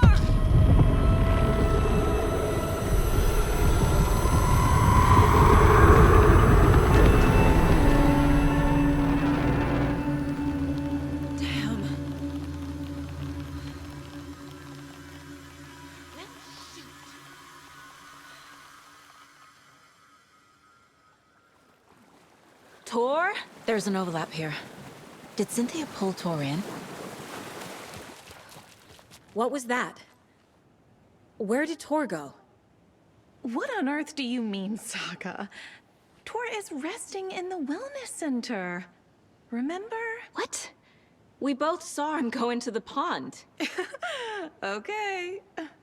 Are you fucking with me, or is this a story again? Now.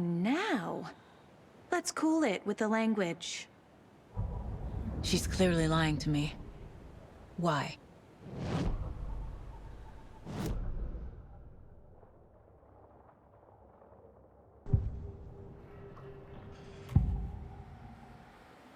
Rose watched Tor go into the pond.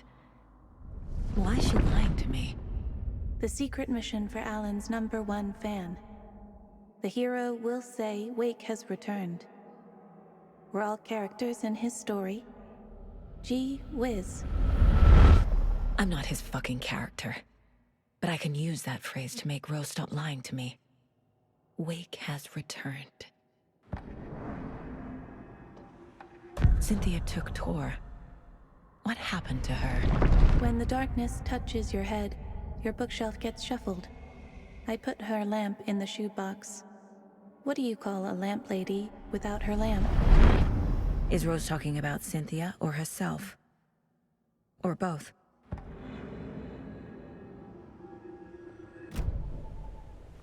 Rose. Wake has returned. Oh my God. You're the hero! You're here to save Alan! I feel so silly for trying to keep you out of the wellness center. I locked Tor and Gale in there after they lost it, and I didn't want you getting hurt. Before I forget, here's the page Wake told me to give you. Oh, and you'll need my keys to get around.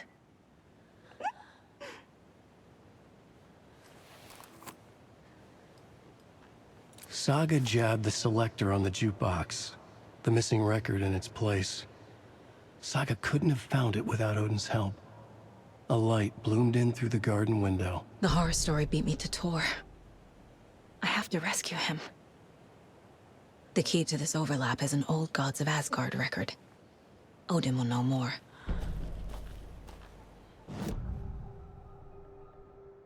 The page mentions a missing record. Do you know where it is, Odin? Driven by passion, raging like a storm. Your grandfather made the song to apologize. To your mother, Freya, and to you. Tor's like a storm.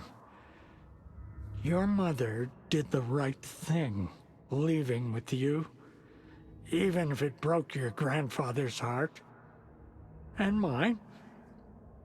Listen to the song, Saga. It's all there. Tor only had one record made. He keeps it in the museum. Odin knows my mom's name. He's saying my mom took me away when I was still a baby. Plausible. Stay on task. The record is in the museum.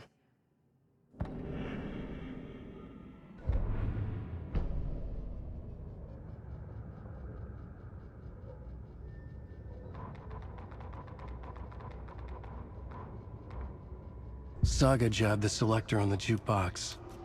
The missing record in its place.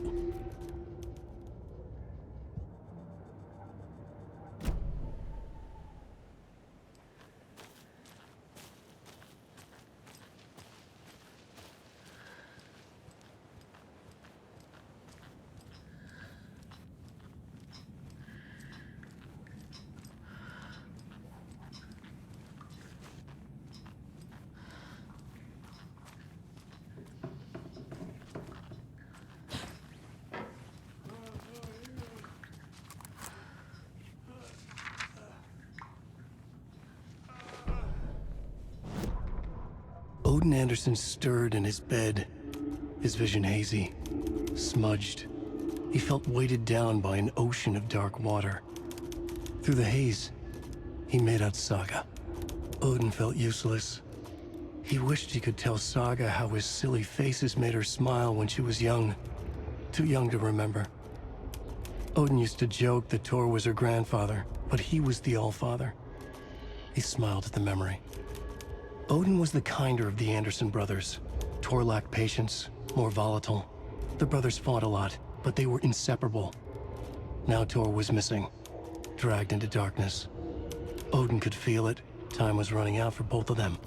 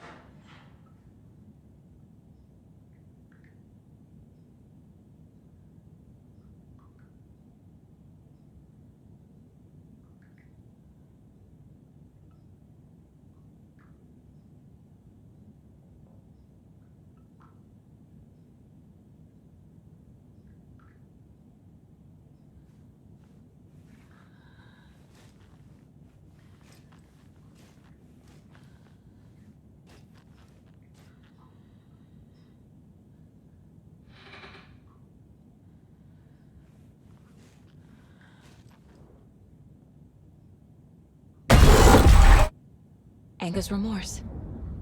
This is the one. But it's gone. Cynthia has the record. She will tell me where to find it.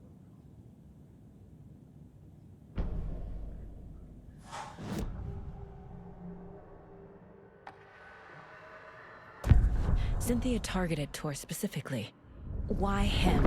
Deal with the nasty Anderson fellow. His heart was broken. Cancelled. Leaks started appearing. It was too late. shut her out of her own case. The dark presence is using Cynthia to keep me from talking to Tor. Where is Angus Remorse now? Kitty is a young girl in love. A rock and roll cliche. The shadows to come alive. A gift. An on-off death wish. She has the record. I can get it out of her. Angus Remorse. Where is it, Cynthia? Drowned beneath dark water. Too many hands. The bathroom frightened her. Cut short. She screamed. An old folks care home.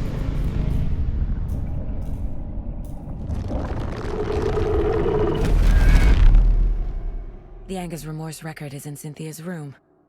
In her bathtub.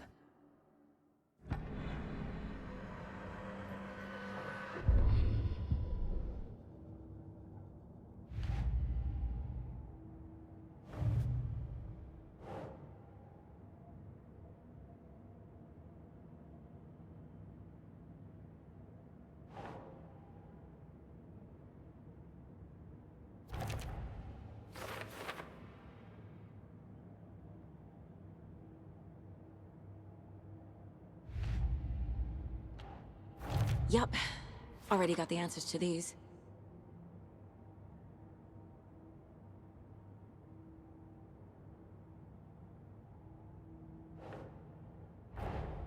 Tor disappeared into the pond. It's another overlap. Has to be. How do I get inside?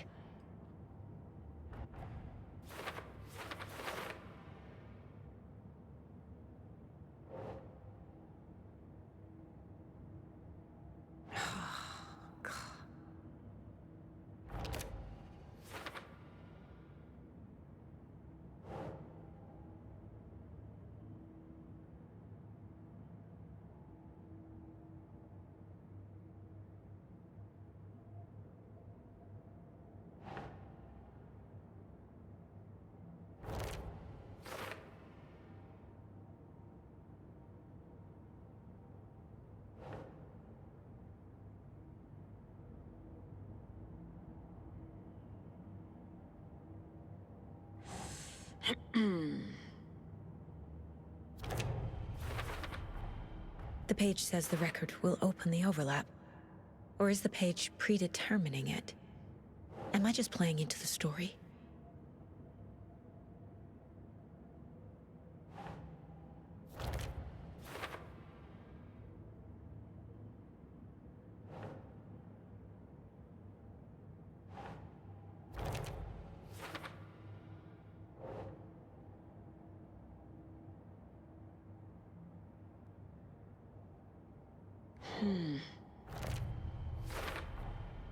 A bathtub, a pond, a lake.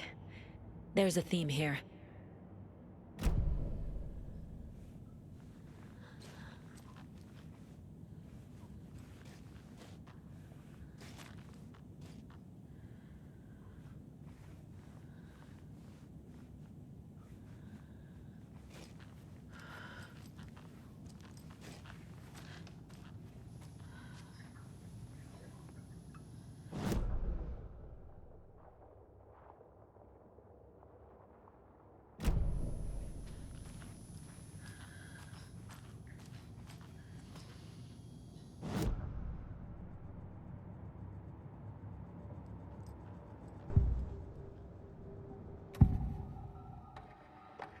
Angus Remorse is missing.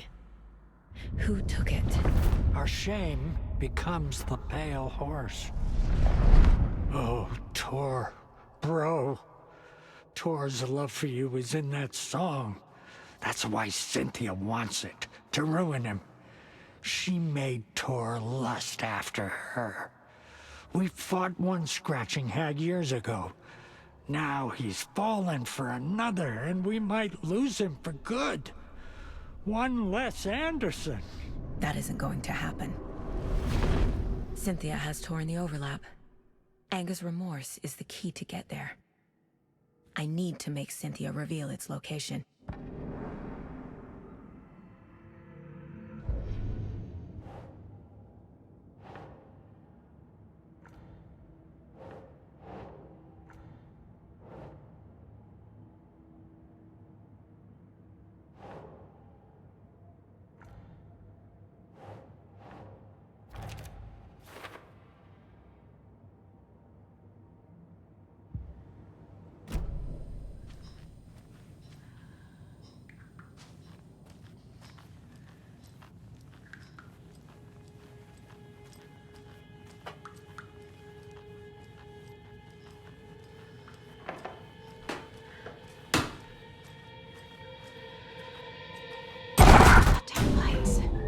Key fob's no good without power. No use crying in the dark place. What has been has gone. But trouble doesn't look like this. You can go to the basement and check the generator. But look out. You can never know in which tree the devil sits. The basement. Thanks.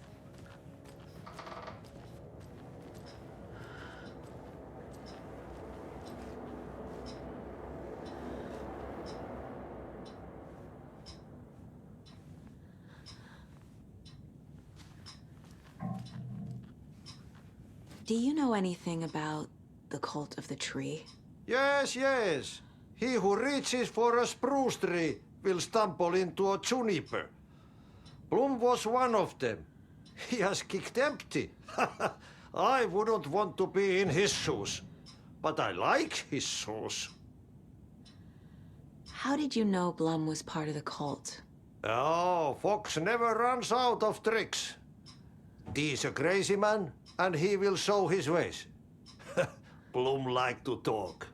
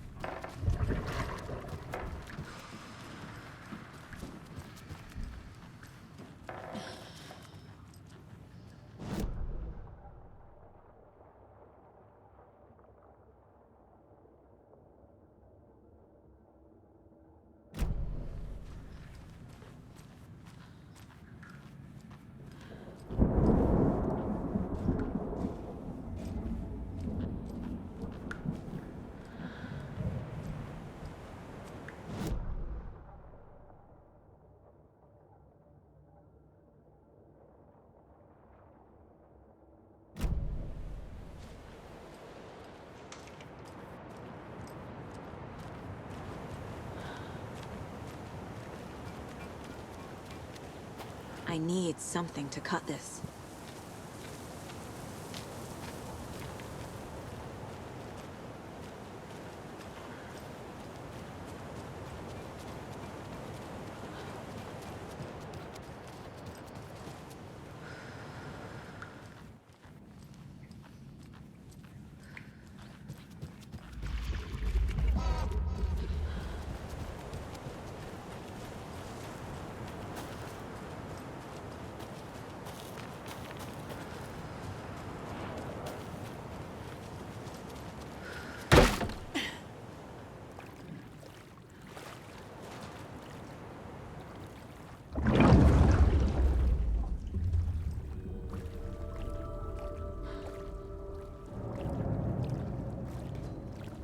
Key fob's no good without power.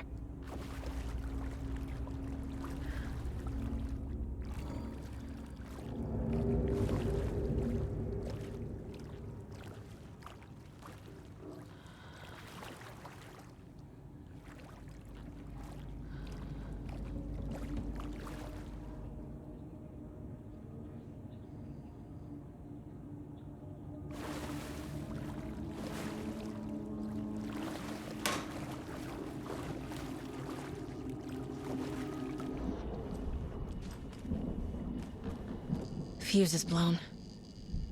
Maybe there are spares nearby.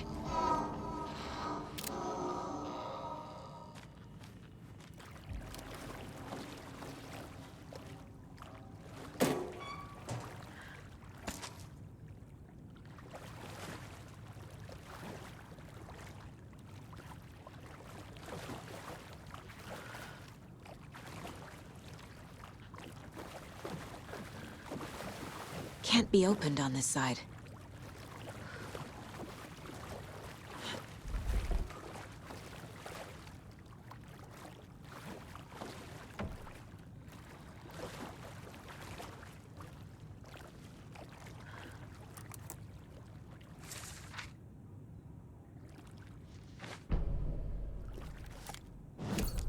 Emmett Elwood had had enough.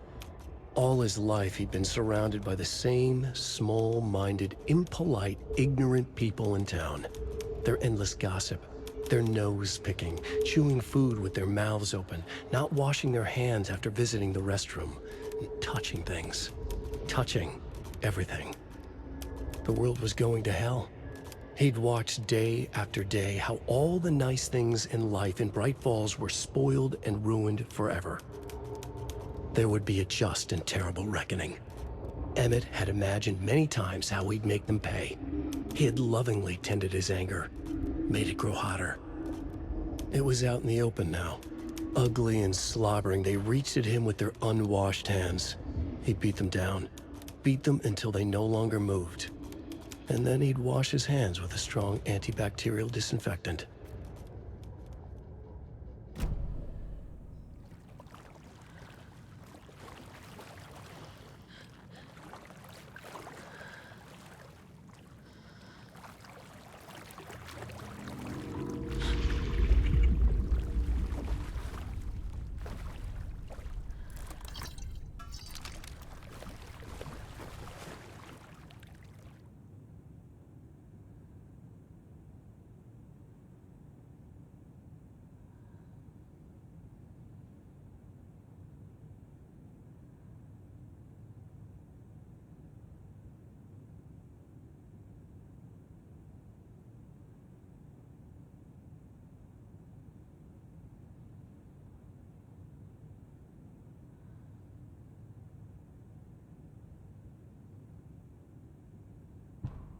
Thomas Zane looked just like Wake. Is this why Odin keeps calling him Tom?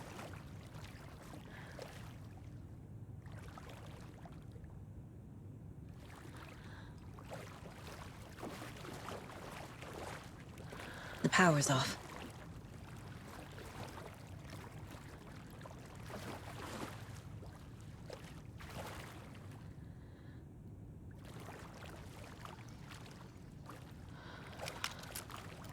Cynthia Weaver had always kept her lantern close. Someone in the bathroom with her. In the dark. Dark water pressed itself into her. She screamed. Cynthia Weaver hated being old. She'd been a doer, a fighter. Now the bathroom frightened her, afraid she'd break her hip, like Norman. Cynthia had always kept her lantern close, to hold the darkness at bay. "Oh dear, my lantern. I think I've lost it," Cynthia said. "This will put a smile back on your face, my dear," a voice said. A man's voice. Someone in the bathroom with her. In the dark. The light bulb had blown. She meant to replace it days ago. How could she forget? She had slipped getting out of the tub. She lay in the tub now. She lifted her hand. It looked wrong. Too many hands. In a black void with no sense of up or down, she was underwater. A dark shape pushed her down. Dark water pressed itself into her. She screamed. It came out in bubbles.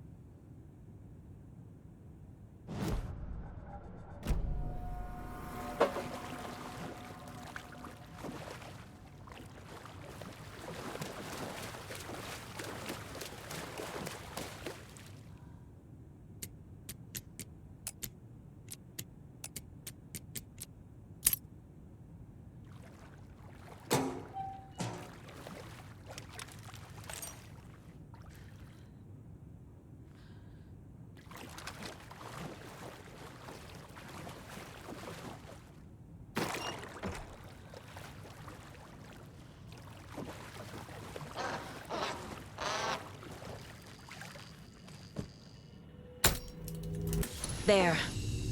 Power's back on.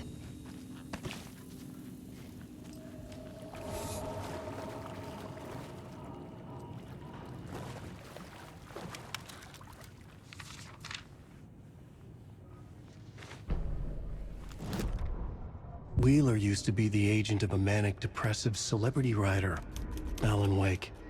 Wake had various addictions on his back. An on-off death wish. Wheeler had seen a thing or two. Wheeler paid a lot of money for a good shrink. Got himself convinced that all the nightmares he'd seen leading up to Wake drowning himself were just his imagination. PTSD. Now he had pills to keep the shadows from his sleep. But the Andersons were something else. The nightmares were starting to creep in again. Or maybe it was the drugs in the air. Wheeler hoped it was the drugs. The Andersons were so old. Vampires. After every gig and the party that followed, it took them weeks to bounce back. And they never did completely. Each time Wheeler expected them to croak.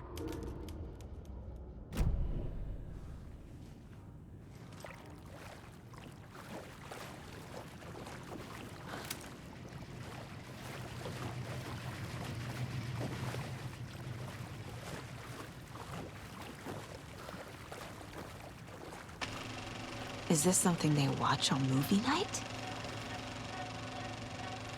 That looks just like Casey. What the hell is going on?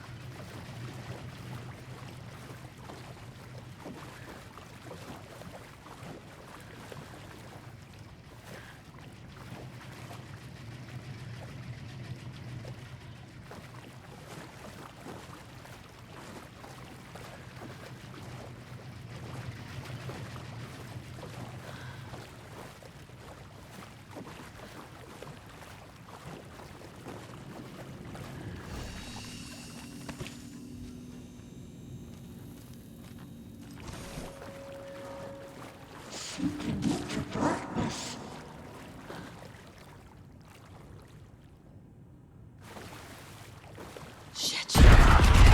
Careful, Saga.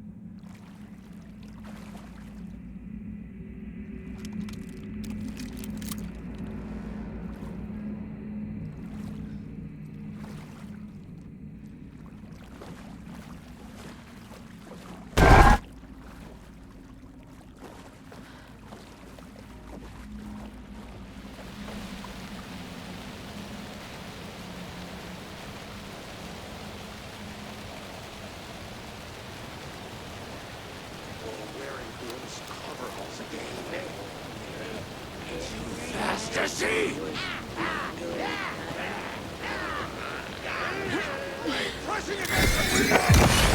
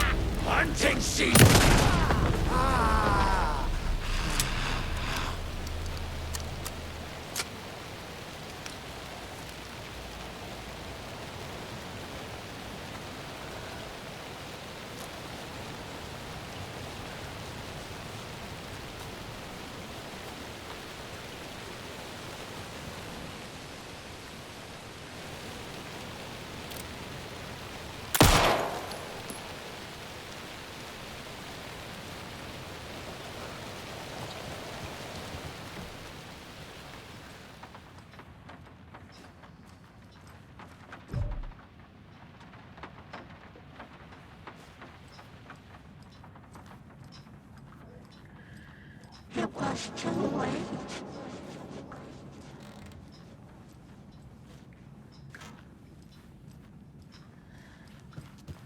She was underwater.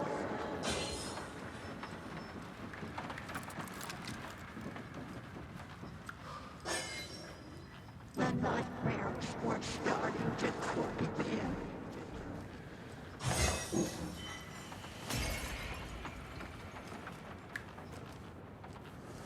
She had it coming.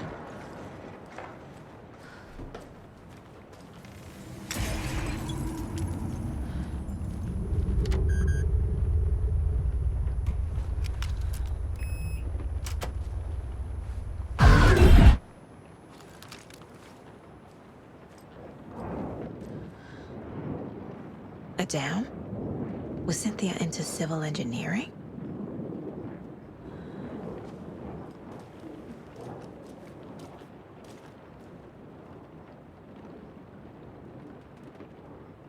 A power station? Everyone needs a hobby, I guess. A lantern. Was Cynthia using it for protection? Did she know about the dark presence?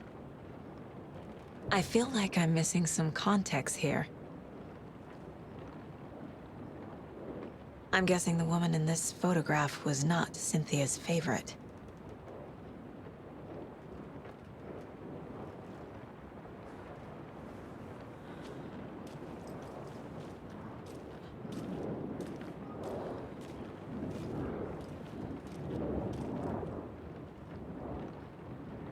The dark presence uses people's memories, their fears to corrupt them.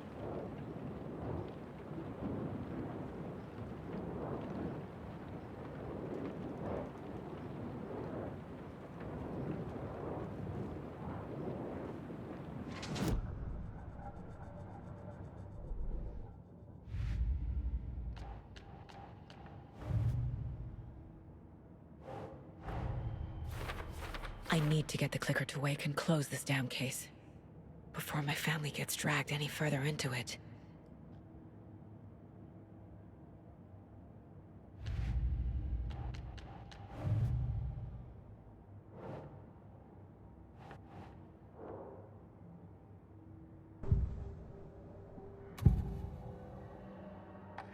Cynthia was close to someone named Thomas Zane. Who is he? Tom was back.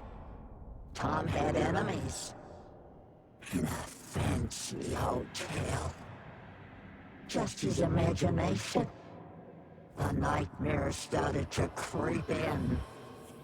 Cynthia Weaver smiled. An old flame. Maybe Tom was taken.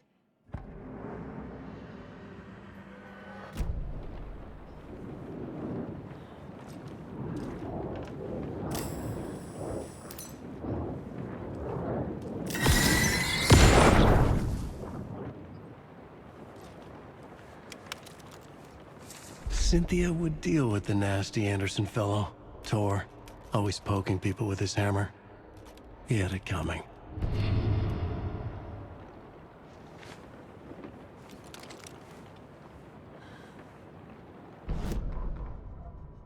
Cynthia Weaver smiled. Lost without her lantern? Nonsense. Cynthia felt as giddy as a young girl in love. Cynthia had loved Thomas Zane. Tom only had eyes for Barbara. Barbara was bad news. Tom had seen it in the end. Cynthia had been there to comfort him. And when he left, Cynthia waited. Years of waiting. Now Tom had come back to her. They'd be together now. See the world. She'd always dreamed of seeing New York. They were there now in a fancy hotel. She drew a bath. She would become like Barbara. No, better. She sank into dark water. Into Tom. Tom had enemies plotting against him. Cynthia would deal with the nasty Anderson fellow, Tor, always poking people with his hammer. He had it coming. Anything for Tom.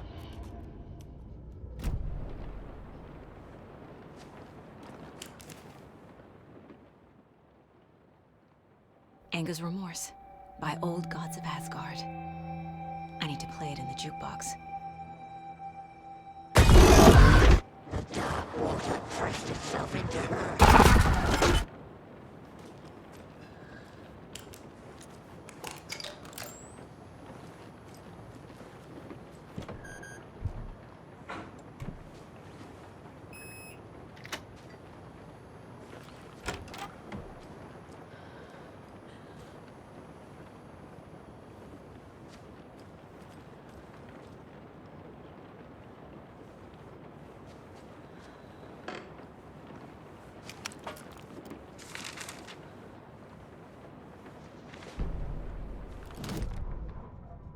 Wheeler set up a foundation with the sales of their greatest hits album. He used the cash to build a nursing facility. The old men deserved it. An old manor in Bright Falls. Wheeler hired a contractor to have it refitted as an old folks' care home. At this point, Wheeler felt good about himself. He had a heart of gold. No need to feel guilty.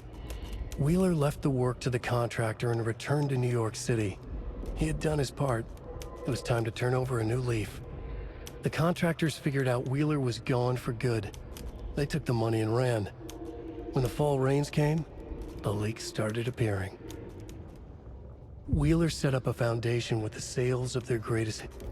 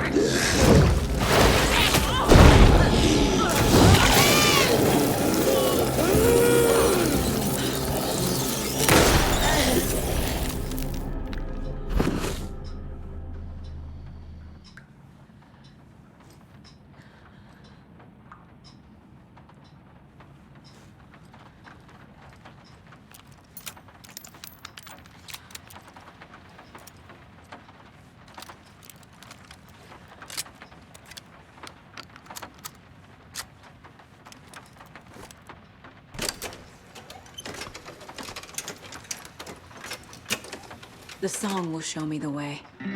Look in the mirror, the cobweb of my soul. On my face, seeking to be whole. Driven by passion, raging like a storm. With thunder and lightning, the overlap is at the pond. And the hubris I was born. Go again.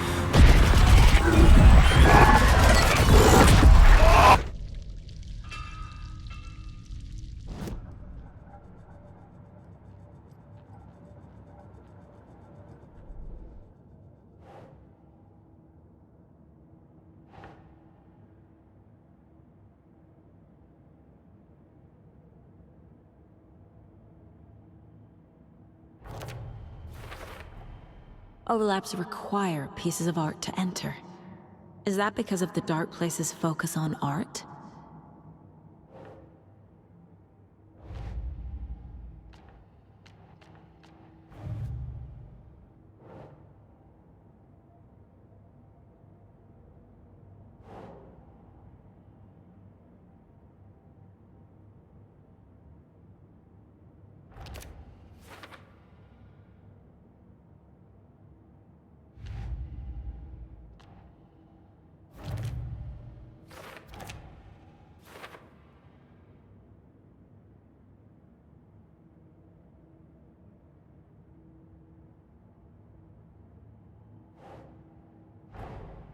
Tor's here, in the overlap.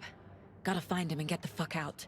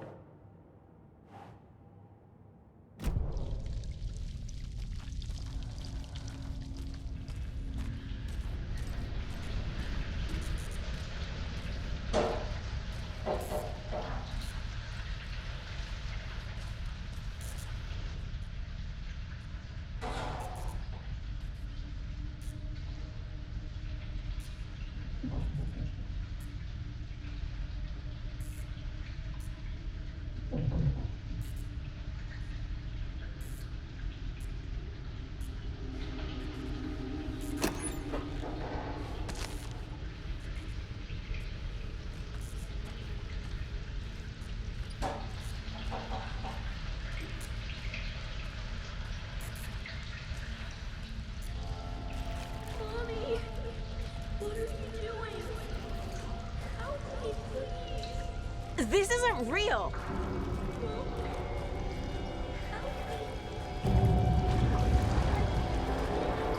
Fuck this place!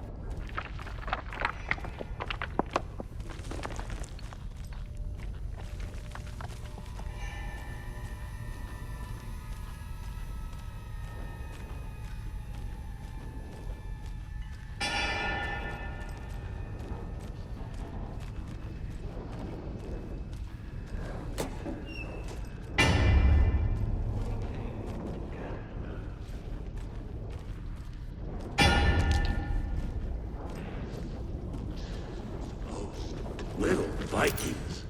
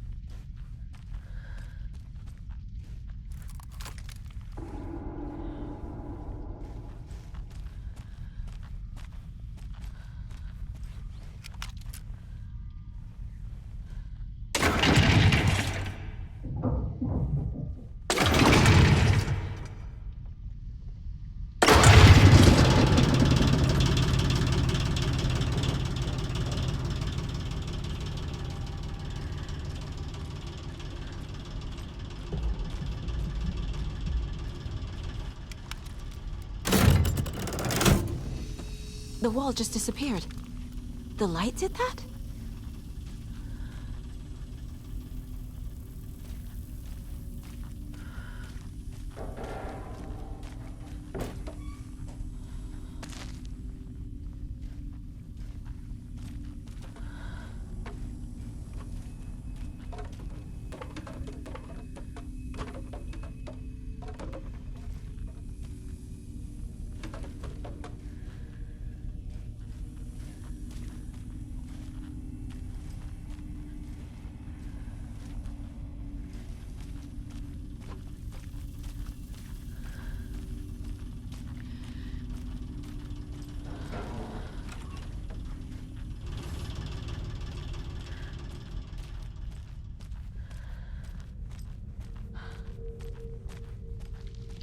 Closer. Destroy. The only way.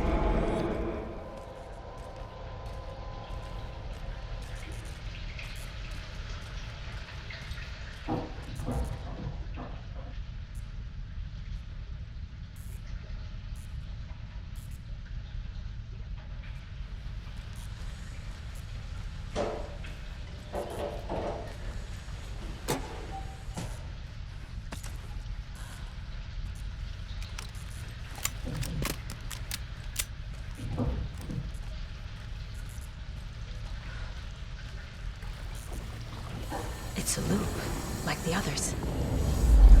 I need to reach the center.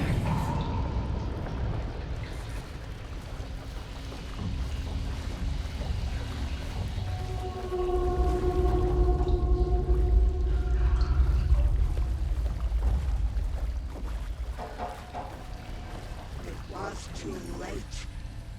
Cynthia. She's here.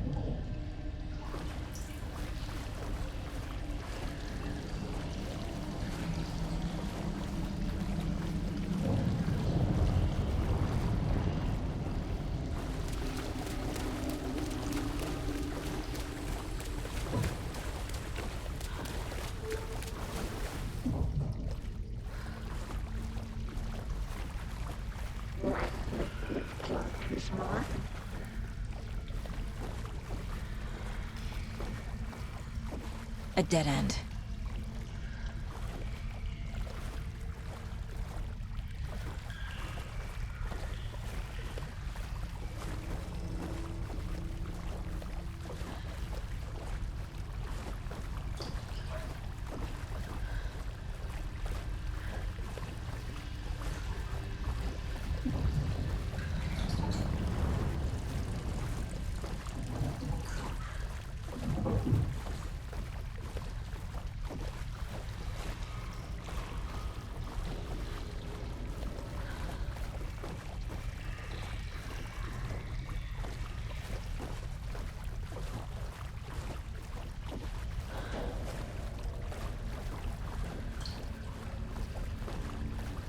Oh, back here again.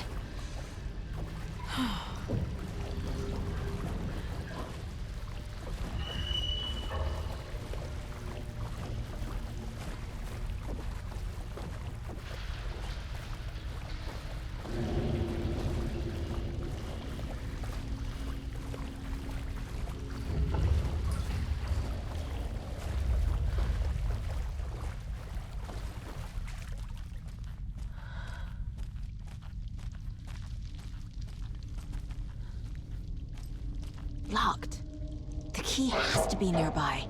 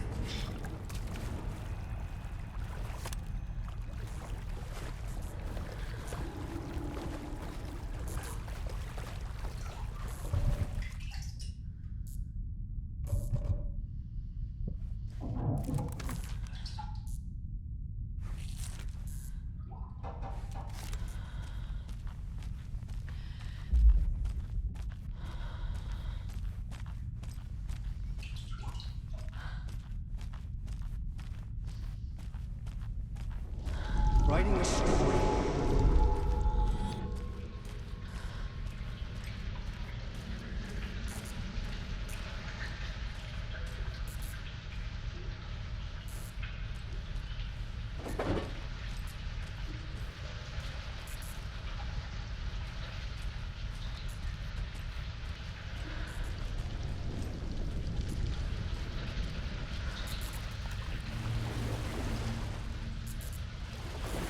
Back again. Gotta go deeper.